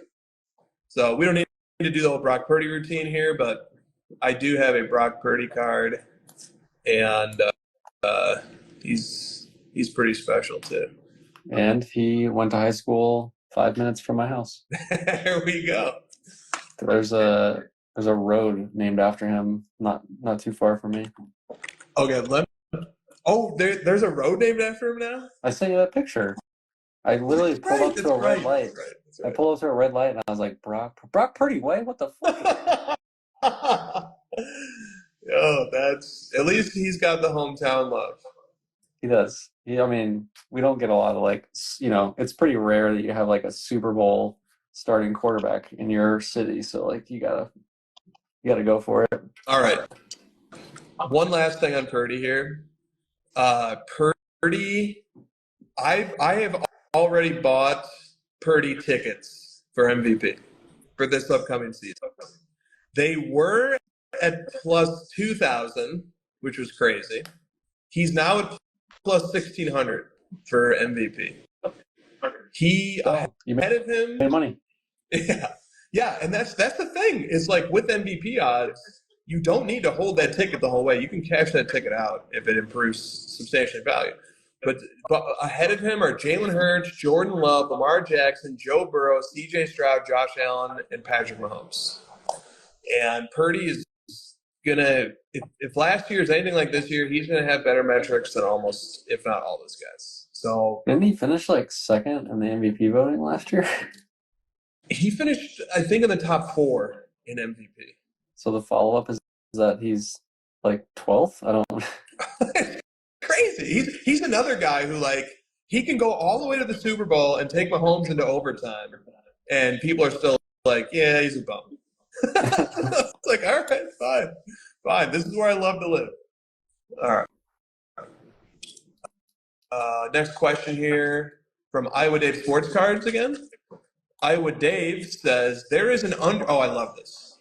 There is an underhanded eBay practice that I've been seeing a lot lately. Sellers list a single card of one player, but in the player-athlete field under item specifics, they list a bunch of superstars like LeBron, Tom Brady, Ohtani, Mahomes, McDavid, and others to drive traffic. So when you're doing a search for just one specific player, you end up seeing cards of every athlete who was snuck into the sub-data of that listing. Should I start a shareable Google Doc to create a scarlet letter for all who attempt this dirty practice that wastes all of our time? Yeah. Well, here's a take. I'm more annoyed that eBay lets the search get into that field. When I do a search, a saved search, it should only be on the title of the listing, so that won't happen. Because then that person would have to put all those players in the title listing. Why am I getting triggered on results for a random player field? Why is it searching across those fields? Dude, that's the solve. Give me, as a user, the option to only search the item field. Or the listing title field. Which is super annoying because I have like a LeBron 101 save search, all these 101s, and I keep getting these other stupid. I get like Jalen Rose, and it's like, what the fuck is this? Yeah, you look at like your saved searches a few hours later, like, oh shit, 8 hits on this 101, sweet. And none of them are even close to. So like one of the saved searches I have is 2018 LeBron Prism Gold, because at one point I was going to try and get every LeBron Prism Gold from 2018. I gave up on that, but I kept the saved search. One out of 500 cards that are responsive to that search are actually a 2018 Prism Gold LeBron. Yeah. The pains of collecting LeBron and MJ is mostly that. Like people just trying to sneakily get your attention. Yeah. Yep. It has, in my experience, it has decreased the amount that I actually look at eBay, because it has begun to feel like a chore of having to scroll through a bunch of non-responsive listings to my save search queries. These are the people that are gonna buy $50 Visa cards and show up at auctions. Right. Oops. The true scums of the earth. The true scums. You want a live look at these people? I do. All right. I gathered them all up. I got them I put them all together, and I said cheese. I did the 1, 2, 3 countdown. They all looked at me at the same time. It was great. You take like 4 or 5 pictures just to get the one. Yep. I managed to do that. You have to. Give me a second here.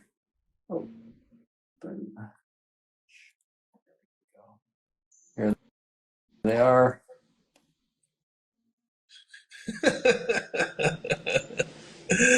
I knew it was coming, but it doesn't decrease my enjoyment anymore. I took too long with it. That's the fail. No, it's good. It's good.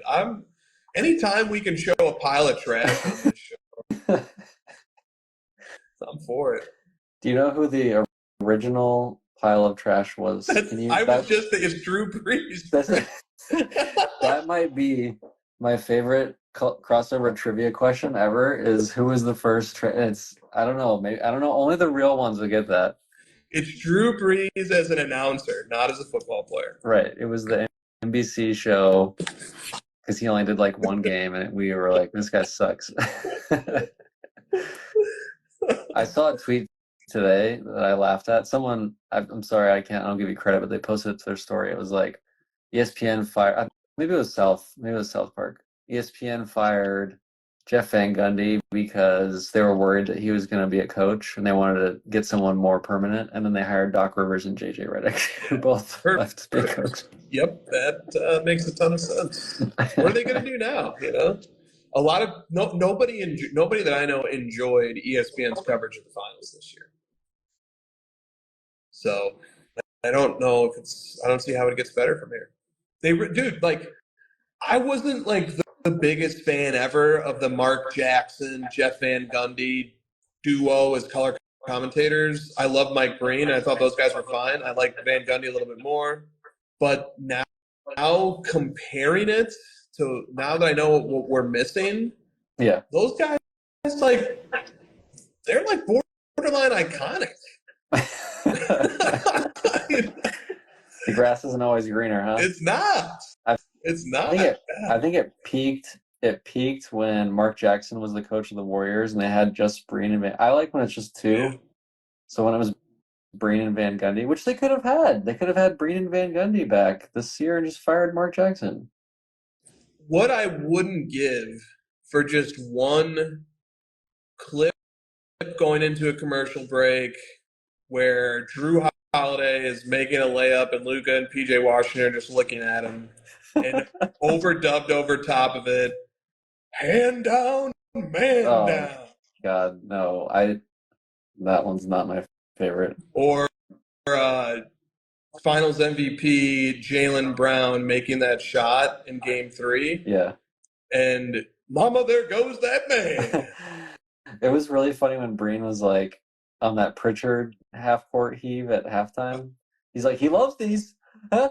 Bang! It was like he saw it. We all like saw it coming. Was like, Yep. They brought him in the game just to do this one stupid play. Yep. It's gonna work. And it worked. That we had two shots. There was two shots in these playoffs from that exact spot that went in. There's the Pritchard and Jamal Murray had one too. Pritchard hit two, man. He hit a bank one too. Crazy. Two of them.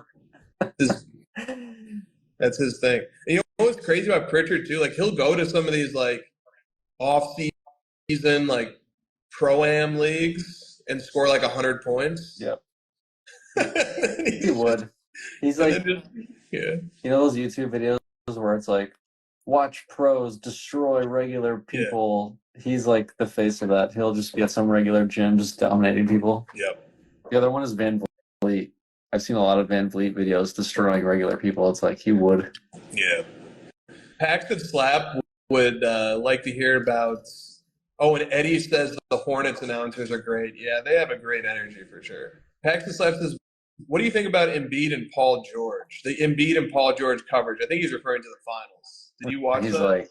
He was like, we could use another player. And he kind of looks at Paul George like, please sign with us kind of thing. Yep. I think Embiid's pretty funny. I like his sarcasm and his dryness. I think he's funny. Dude, I'm just going to have to stump for Embiid for a minute because I don't know really how many opportunities I'm ever going to have to do that. But when Bill, the Podfather Simmons, put Embiid is the ninth best player in the league on his most recent podcast. Yeah. And his reason for it was not showing up in the playoffs. Dude, Embiid played 6 games in these playoffs. I think he led in points, right? He was a plus 46. He was the number one PPG as well. Yeah. At point, he averaged for that series in 41 minutes a game. Yeah. 33 points, 11 rebounds, 6 assists, and 3 steals and blocks combined per game. But more importantly, he was a plus 46. There is no possible way that the the 76ers loss to the Knicks can be blamed on Embiid. He won his minutes in a landslide, and he played 41 minutes a game. Yeah. This is going to be one of the best flip-flops ever when people hate Embiid so much that you and I are like, what are you talking about? Embiid's awesome. Yeah. And there's just like, it's just like, it's the constant overreacting to what happened. Right. Where it's like, how can I just make this narrative the juiciest narrative possible? So it's like, are the Celtics the greatest team of all time? And it's like, no, they're not. And even if they had an argument at one point, because during the regular season they had a point differential per game of plus 11, which is like one of the 5 best ever, you have to do it on the biggest stage. And their point differential in the finals was plus 2.4. It was one of the 20 smallest point differentials in NBA Finals history. So game 4 alone knocked the Celtics out of any possible chance, in my eyes, of being a greatest team of all time. You can't beat a 5 seed in the finals by 2 points a game and be considered one of the greatest teams. So I don't like the whole like, are the Celtics the 2015 Warriors? No, they're not.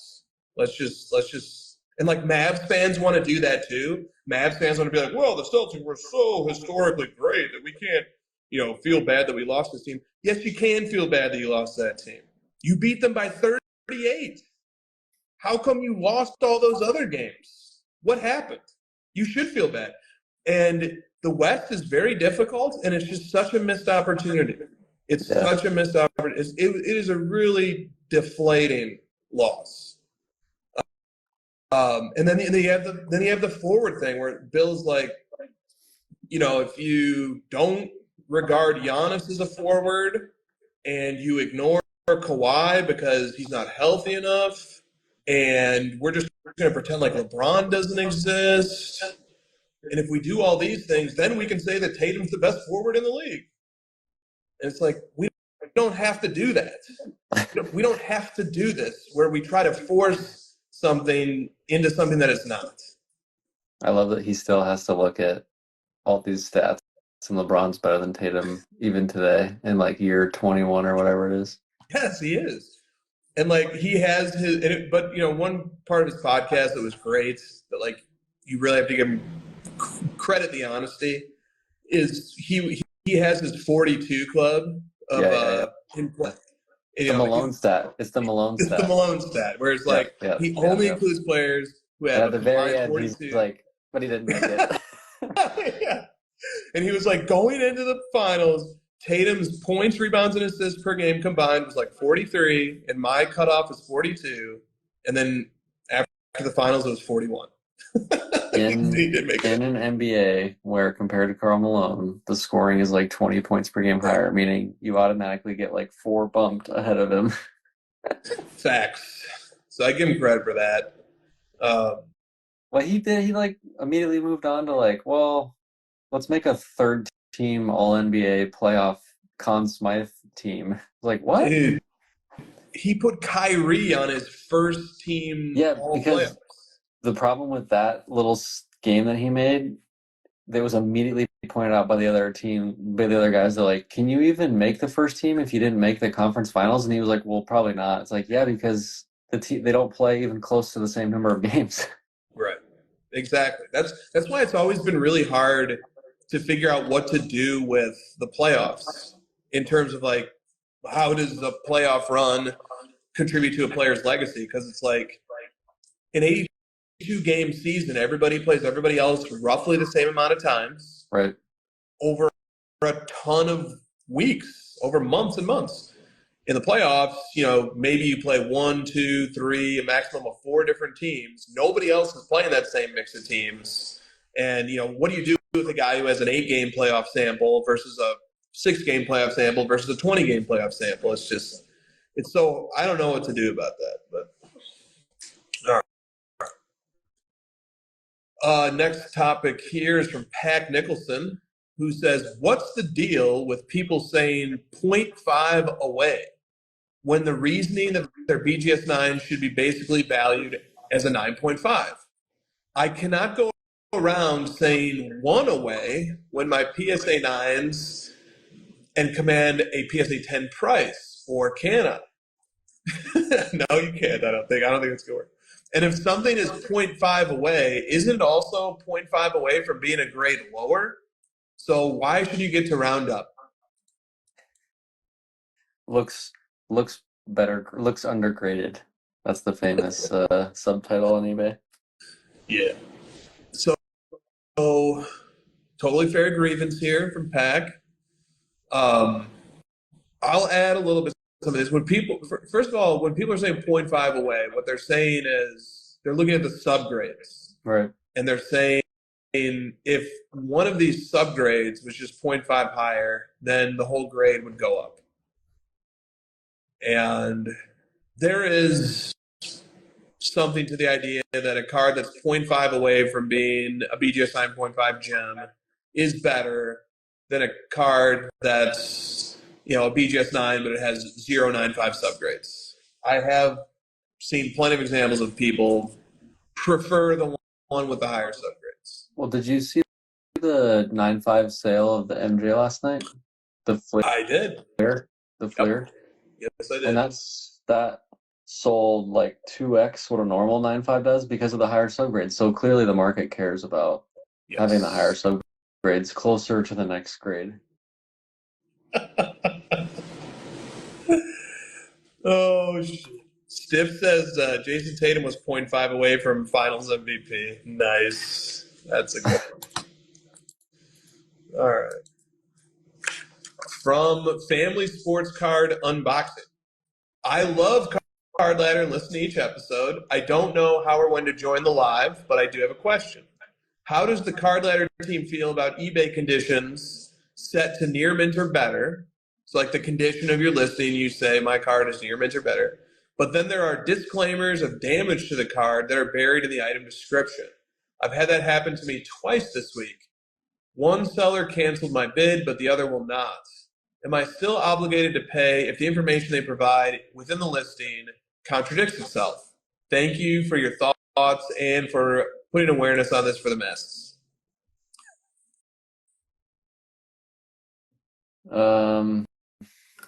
Yeah, that's annoying. I always, when I'm looking at the card and it feels weird, I always scroll right to the description. So it's just kind of like something you have to learn that you got to start doing, but it is super annoying. Yeah, it is. Yes, it is. And I do wonder, I think eBay might side with you if you were to raise this issue with eBay and say, look, like the item, one part of this listing says that the conditions near mint are better, and then a different part of the listing says that it's not. So you may be able to get some help from eBay there. And I think a seller too, sellers obviously deal with, shield bidders and stuff like that. So like they have a short amount of tolerance for people asking for bid cancellations in general. But if you make a case that's legitimate, which I'm sure this person did, like if I were a seller, I would happily cancel that bid. So it's only gonna end up better if it goes that way. All right. From Aussie Lucas 77, how do you reconcile the difference in price between the recent BGS 9 Star 101 Michael Jordan versus the private sale of the PSA 9? And so the BGS 9 sold for like 132,000 yesterday, right? And then there's the PSA 9 private sale of like 925,000. So the question goes on, does PSA really carry that much of a premium? Do folks not trust BGS's grading standards? Was this a bargain, or did the PSA purchaser majorly overpay? Given that the folks who vouch for the authenticity of that transaction, the PSA 9, I do believe it was real. What are your thoughts? Let me pull up the population. The pop on the BGS 9 is 74. Yeah. And the pop on the PSA 9 is 3. So that's why. Yep. That's definitely a big factor. I So and then to the point of like, was the BGS9 a bargain? So like the last BGS9 sale was like 68,000. Yeah. So this BGS9 doubled it up. And I didn't look at the subgrades. Maybe that's a subgrade thing. I'm not sure. But you're not going to find many, if any, examples where a PSA 9 is worth 8x the BGS 9. So it's a major outlier, and I think the reality here. So like, I was looking at the price comparison of the Fleer 57 Michael Jordan from 1986. For that card, the PSA 9 is a little bit more than 2x the BGS 9. Although, to your point, Josh, the populations are way different. There's like 1,000 more PSA 9s than BGS 9s. But yeah, I think like if the PSA 9 to BGS 9 multiplier is 2, 3x, 4x, but when you get to like 7, 8, or 9x, I just have a feeling that either if that were to hold, I think every BGS 9 is going to get submitted to PSA to try and cross that thing over. I think the last PSA 8.5 sale is higher than that BGS 9 sale. And I think what the reality here is going to be that the PSA 9 is just probably not on the open market a $900,000 card. Yeah, probably. All right. From TNT SC, when will 90s inserts top out? I think they already did. Yeah. Yeah. The MJ ones keep going up, right? Some of them do. Yep. Yeah. Some of them do. Like a lot of the PSA 10 low pop ones, just like they come up once a year or whatever. They just keep going up. Yeah. Yeah. Those are like Apple stock. They just. Yeah. And I mean, dude, over the last year, the S&P 500 is up 25% over the last year. Bitcoin, God, what is Bitcoin up over the last year? Are you trying to get me upset today? Bitcoin is up 115% over the last year, although it hasn't gone up in 4 months. But over the last year, it's up 115%. Dude, people have made a ton of money in various asset classes over the last year, and that's probably part of the explanation for why prices on certain cards have gone up. Yeah. And when will 90s inserts top out? Like, the thing about this question, which is like interesting, is that there's this notion that like this is a run up and it's running up too fast and it's not a sustainable growth rate.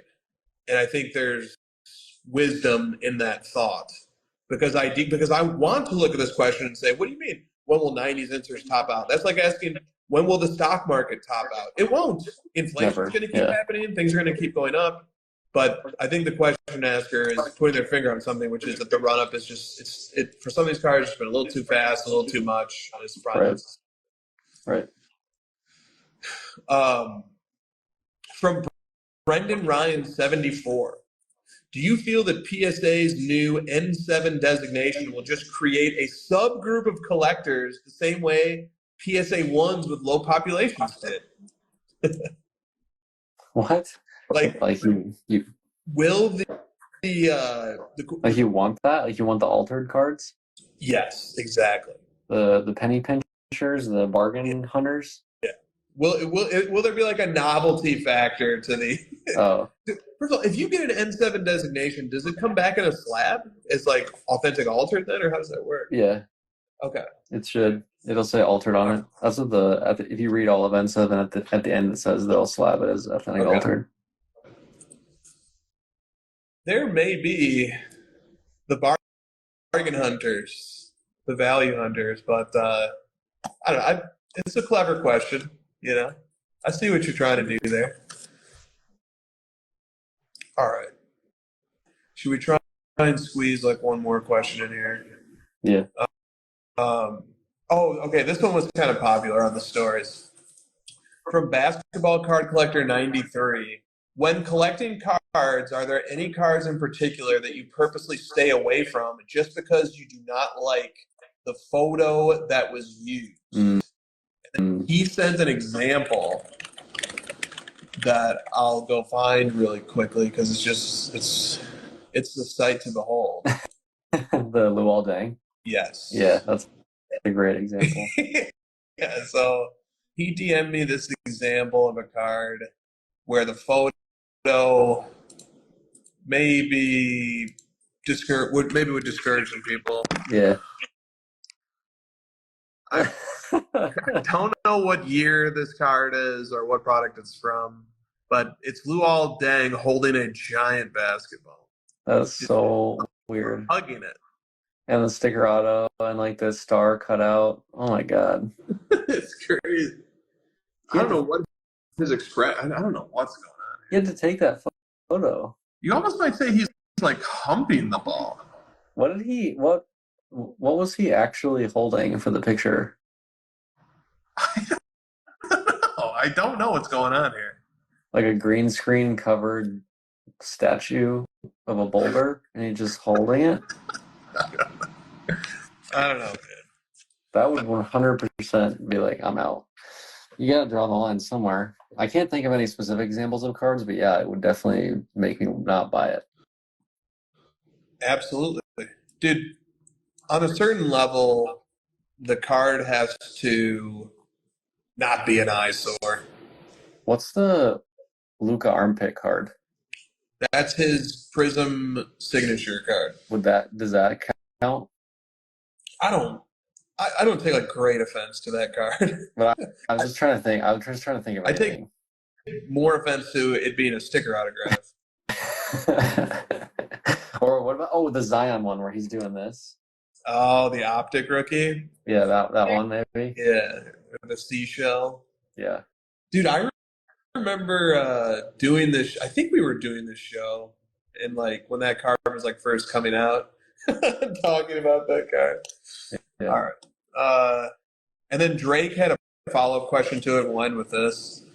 Drake said, similar to the question posed by Basketball Card Collector 93, are there cards you stay away from because the player is in a college jersey or a practice jersey? Or does the fact that it's an important card to the hobby, such as rubies or credentials or PMGs, does that fact outweigh it?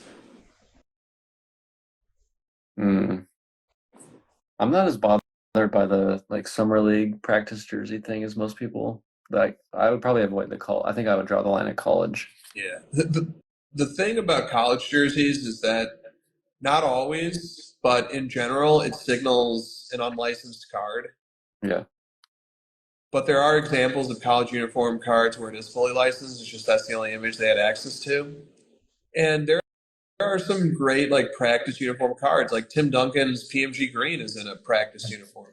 Dude, we were just like, look at us tonight. We were just like, I literally had this right. Dude, we have been synced up this whole show. Yeah. Like that doesn't bother me. It says Spurs. It almost kind of like makes it a little bit more intriguing because it's like it's so much of a rookie card that he hasn't even fucking played yet, but he's like practicing with the team. Dude, exactly. Like as long as it has the team's logo on it, yeah, I think it can work pretty well. I don't take a big issue. The other one I thought of was this one for myself, and this would not bother me. Hold on, let me. Come on, man, get in my brainwaves. Help me out. Brady? What the fuck? Why would I buy a Brady? This one. Oh, okay. He's wearing LeBron credentials rookie. He's wearing this is a summer league jersey. Yeah. So yeah, for sure. That one, it's hard. It's got the full team logo on it. Yeah. I don't even notice on that one. It wouldn't bother me. He's even got the mustache, the 18-year-old rookie mustache. Look at that. Yeah, in football, it's more of a thing because, like, obviously Drake is thinking about Peyton Manning cards. Some of his most iconic cards are the Volunteers. Yeah. Yep, and like Brady has some iconic cards in college uniforms. Aaron Rodgers does, and then like those guys, like Aaron Rodgers also. I think one of his main rookie cards is in practice stuff. Maybe a few of them are. Yeah. The yellow shorts. Yeah, I can find it. That's the SP. Yeah. I think he's wearing just like a t-shirt No, see, this is fine too. Like he's got the like you can't hit me thing. Yeah, and he's got the helmet on. Yeah, with the It's team fine. logo. Yeah. Totally fine. Doesn't bother me at all. But the Tennessee Volunteers one, Manning, does bother me. It does bother me too. And I know Drake feels the complete opposite on this, and I'm sure other people do too. But yeah, I personally am not. I'm not trying to have college uniform cards. Because it's like, I think for me, it's like, I need to see like the Packers yellow and Right. green, the Spurs black and silver, and if it's like it goes from the Colts blue and white to like orange, it's just like too much. Yeah. Yeah. All right. Let's call it there. And we don't have quite as many titles as usual to go through, but we still have plenty. I got one. That's on the list? Tatum's mid. Yeah. No, go ahead. What do you got? No, I do want to just give a concluding remark on that too, which is like Tatum sucks. No, I'm just kidding. But Tatum is very good. If pressed, yes, he is the best Celtics player. But I consumed so much NBA content, and there was nobody willing to talk about the Finals MVP topic. Everyone just wanted to be like, yeah, it doesn't matter, who cares? Nobody cares about that stuff. Bullshit. Having a Finals MVP versus not having a Finals MVP is a crazy difference, especially if your resume has nothing otherwise. Did you watch the? This is a sensitive topic, but did you guys watch the post game Yes. and like the presentation? Yep. You could feel the tension when they were about to say who won it, right? That was the most like intense moment because they're like, oh my God, is this about to go to Jaylen Brown and Tatum? And you're just like predicting the future of what's going to happen to Tatum's legacy. It all is just coming to this one moment, and it was like, oh my God, what's going to end? But everyone else is like, it's great. We're celebrating like Lisa Salters and fucking Adam Silver here. Who cares? We're going to go in the duck boats and we're going to interview Brad Stevens. It's so good. But it's like, I don't know, man. This is kind of feeling like a moment right here. Dude, that was a giant moment. And is there a world where like Tatum wins, 2 more championships and he gets Finals MVP in both, and it's just like, okay, he got 2 out of 3 and he has 2 Finals MVP. Yeah, there's a world where that happens. Is there also a world where they don't win any more championships and that Finals MVP is like a huge swing in whether or not, he's in the MVP club? Yeah, that's a world too. Dude, they say this every year. They're like, is this a dynasty? Because they just won one. There's been 7 straight champions, and none of them have repeated in that 7th window. Yeah. So, like, I'm just supposed to believe that, like, Giannis is like, nah, I'm done being good, and, like, the Sixers aren't going to get any better, and, like, the Knicks are fucking trash. Like, am I supposed to believe that? Dude, Giannis is such an interesting example, or Jokic is a good example. If those guys didn't win Finals MVP, they fall multiple spots, dozens of spots on the all-time list. The penalty is huge. Was Tatum on the top 75? No. Weird. Super weird. And then the flip side of it, which nobody wants to talk about either, is that Jaylen Brown is in this group now, which is incredible. Jaylen Brown is one of 52 human beings to ever walk the earth who won an MVP or a Finals MVP in the NBA. Only 52 people have ever done that, and Jaylen Brown is one of them. Pretty incredible. I'm looking at like the youngest players on the NBA 75 list. Hang on. Go through the titles. All right.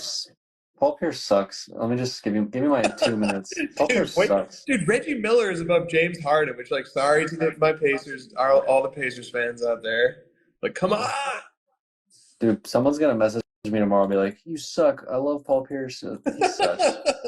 He averaged 20 points, 5 rebounds, and 3 assists. What a fucking bum. What would you say is the biggest notch in the belt of Paul Pierce? Finals MVP? Finals MVP, yes. That's so easy. He won it, but he needed 2 Hall of Famers to join. Yes, it's huge. And, like, Kevin Garnett did win a regular season MVP, but like, dude, if Kevin Garnett would have got that Finals MVP, Yeah. that's just such a legacy changer if he had that. So I'm looking at this list on ESPN, and Harden's above Reggie Miller Oh, okay. Sorry, I misremembered. by one spot. But listen to their statistical differences. Reggie averaged 18 points and 3 assists. Harden averaged 25, 7 assists, and 6 rebounds. And Harden is a league MVP, which is like, you're in the club at 52. They didn't put any young guys on this NBA 75. No, they didn't. Yep. Nope. Jokic is on here, though. He is not. Oh, he's Nope. not? Jokic didn't make it. Kawhi's on it. I want to say Anthony Davis didn't make it. No, Davis is on it. Oh, Davis is on it. Yeah. Dwight Howard was probably the biggest snub just because Dwight has Defensive Player of the Year awards and 5 first teams. They pretty much stopped it at the 2012 draft class because Giannis isn't on here. Hey, wait, is Giannis? Giannis is on there. Yeah, Giannis is like in the 17th spot or something like that. Yeah, so they cut it off at like that 2013 range. Yeah. Almost just by like let's just cut it off at a rookie class. Yeah. Yeah, which is understandable. Not really, but okay.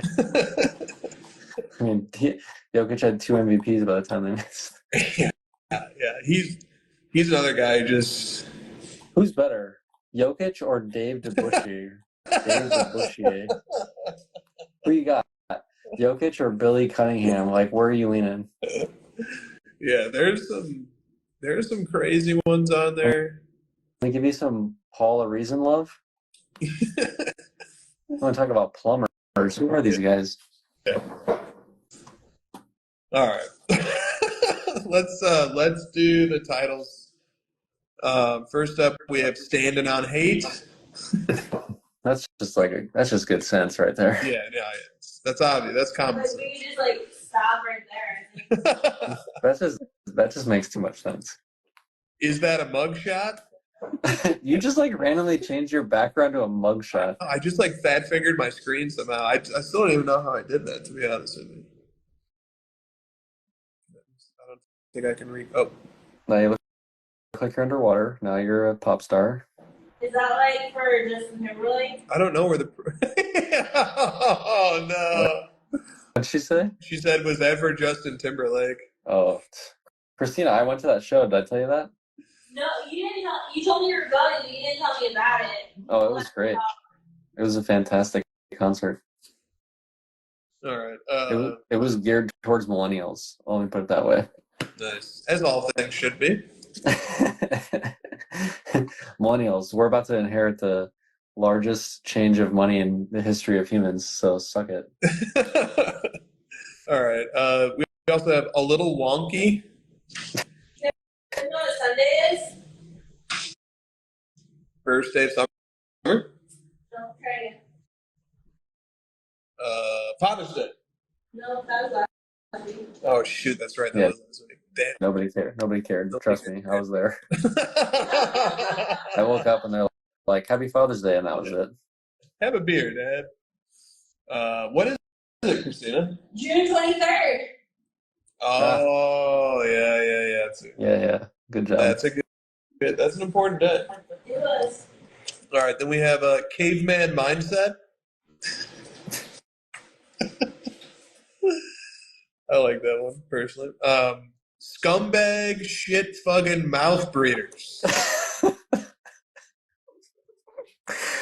That's a good one, but That's gonna just piss people off who don't watch our shit, and then they're gonna be like, "He was talking about me." well, Yeah, probably was though. yeah, exactly. Take a hint. Just wing it. Just wing it. What was that? Oh, Weird. National. Yeah, shows. Yeah, I need his card prices to double. That's good. I like that one. I don't know if we've ever done that. We've like danced around that idea a lot. It might be. I like the need part. Yeah, and it's topical. It speaks to. And then it's the graph going up. Yeah. Yeah. hitting our capacity of knowledge. I like how it doesn't have WNBA or NHL in Yeah. there. Just we always just hit our We capacity. do. And then finally, the true scums of the earth. I like capacity and knowledge. I need his card prices to double. I just feel like Me that's too. the theme. All right, Yeah. 2 to 3 or Oh. two versus 1. Paul fucking Pierce, dude. Yeah. What a bum. Tatum's better than Paul Pierce. Yeah, it's probably fair to say. Yeah. Yeah, but Paul Pierce shit his pants, remember? That okay. That does move him up a bit. Well, all you gotta say is, yeah, but Paul Pierce has a Finals MVP. That is tough to argue with. I just will never get over the joy I had of Andre Iguodala winning one over Curry. That was so satisfying. That when that happened to me, that's what it felt like for you probably on this one, right? Yes. Yeah. No, dude, it is, man. It's the group of people who have ever won Finals MVP every time their team won is very small.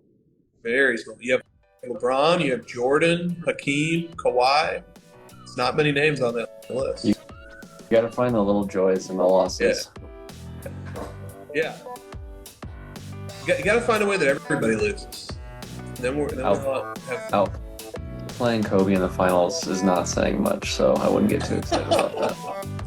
That's a great note to end on. All right, guys. See you guys next week, maybe. CY Card Ladder is the most respected sports card analytics app on the market. We have virtually every card in our system. If the card you are looking for ever sold on one of these platforms, you can find it using Card Ladder's sales history. Easily find recent comps and get a better estimate what your cards are worth. CY Card Ladder is the most trusted and the most reliable sports card analytics app on the market. We know what you want, because Card Ladder was created by collectors for collectors. Join the innovators, not the imitators. Card Ladder, constantly innovating. Try it for free. CY Card Ladder is the industry leader in sports card data. Card Ladder, we're just getting started.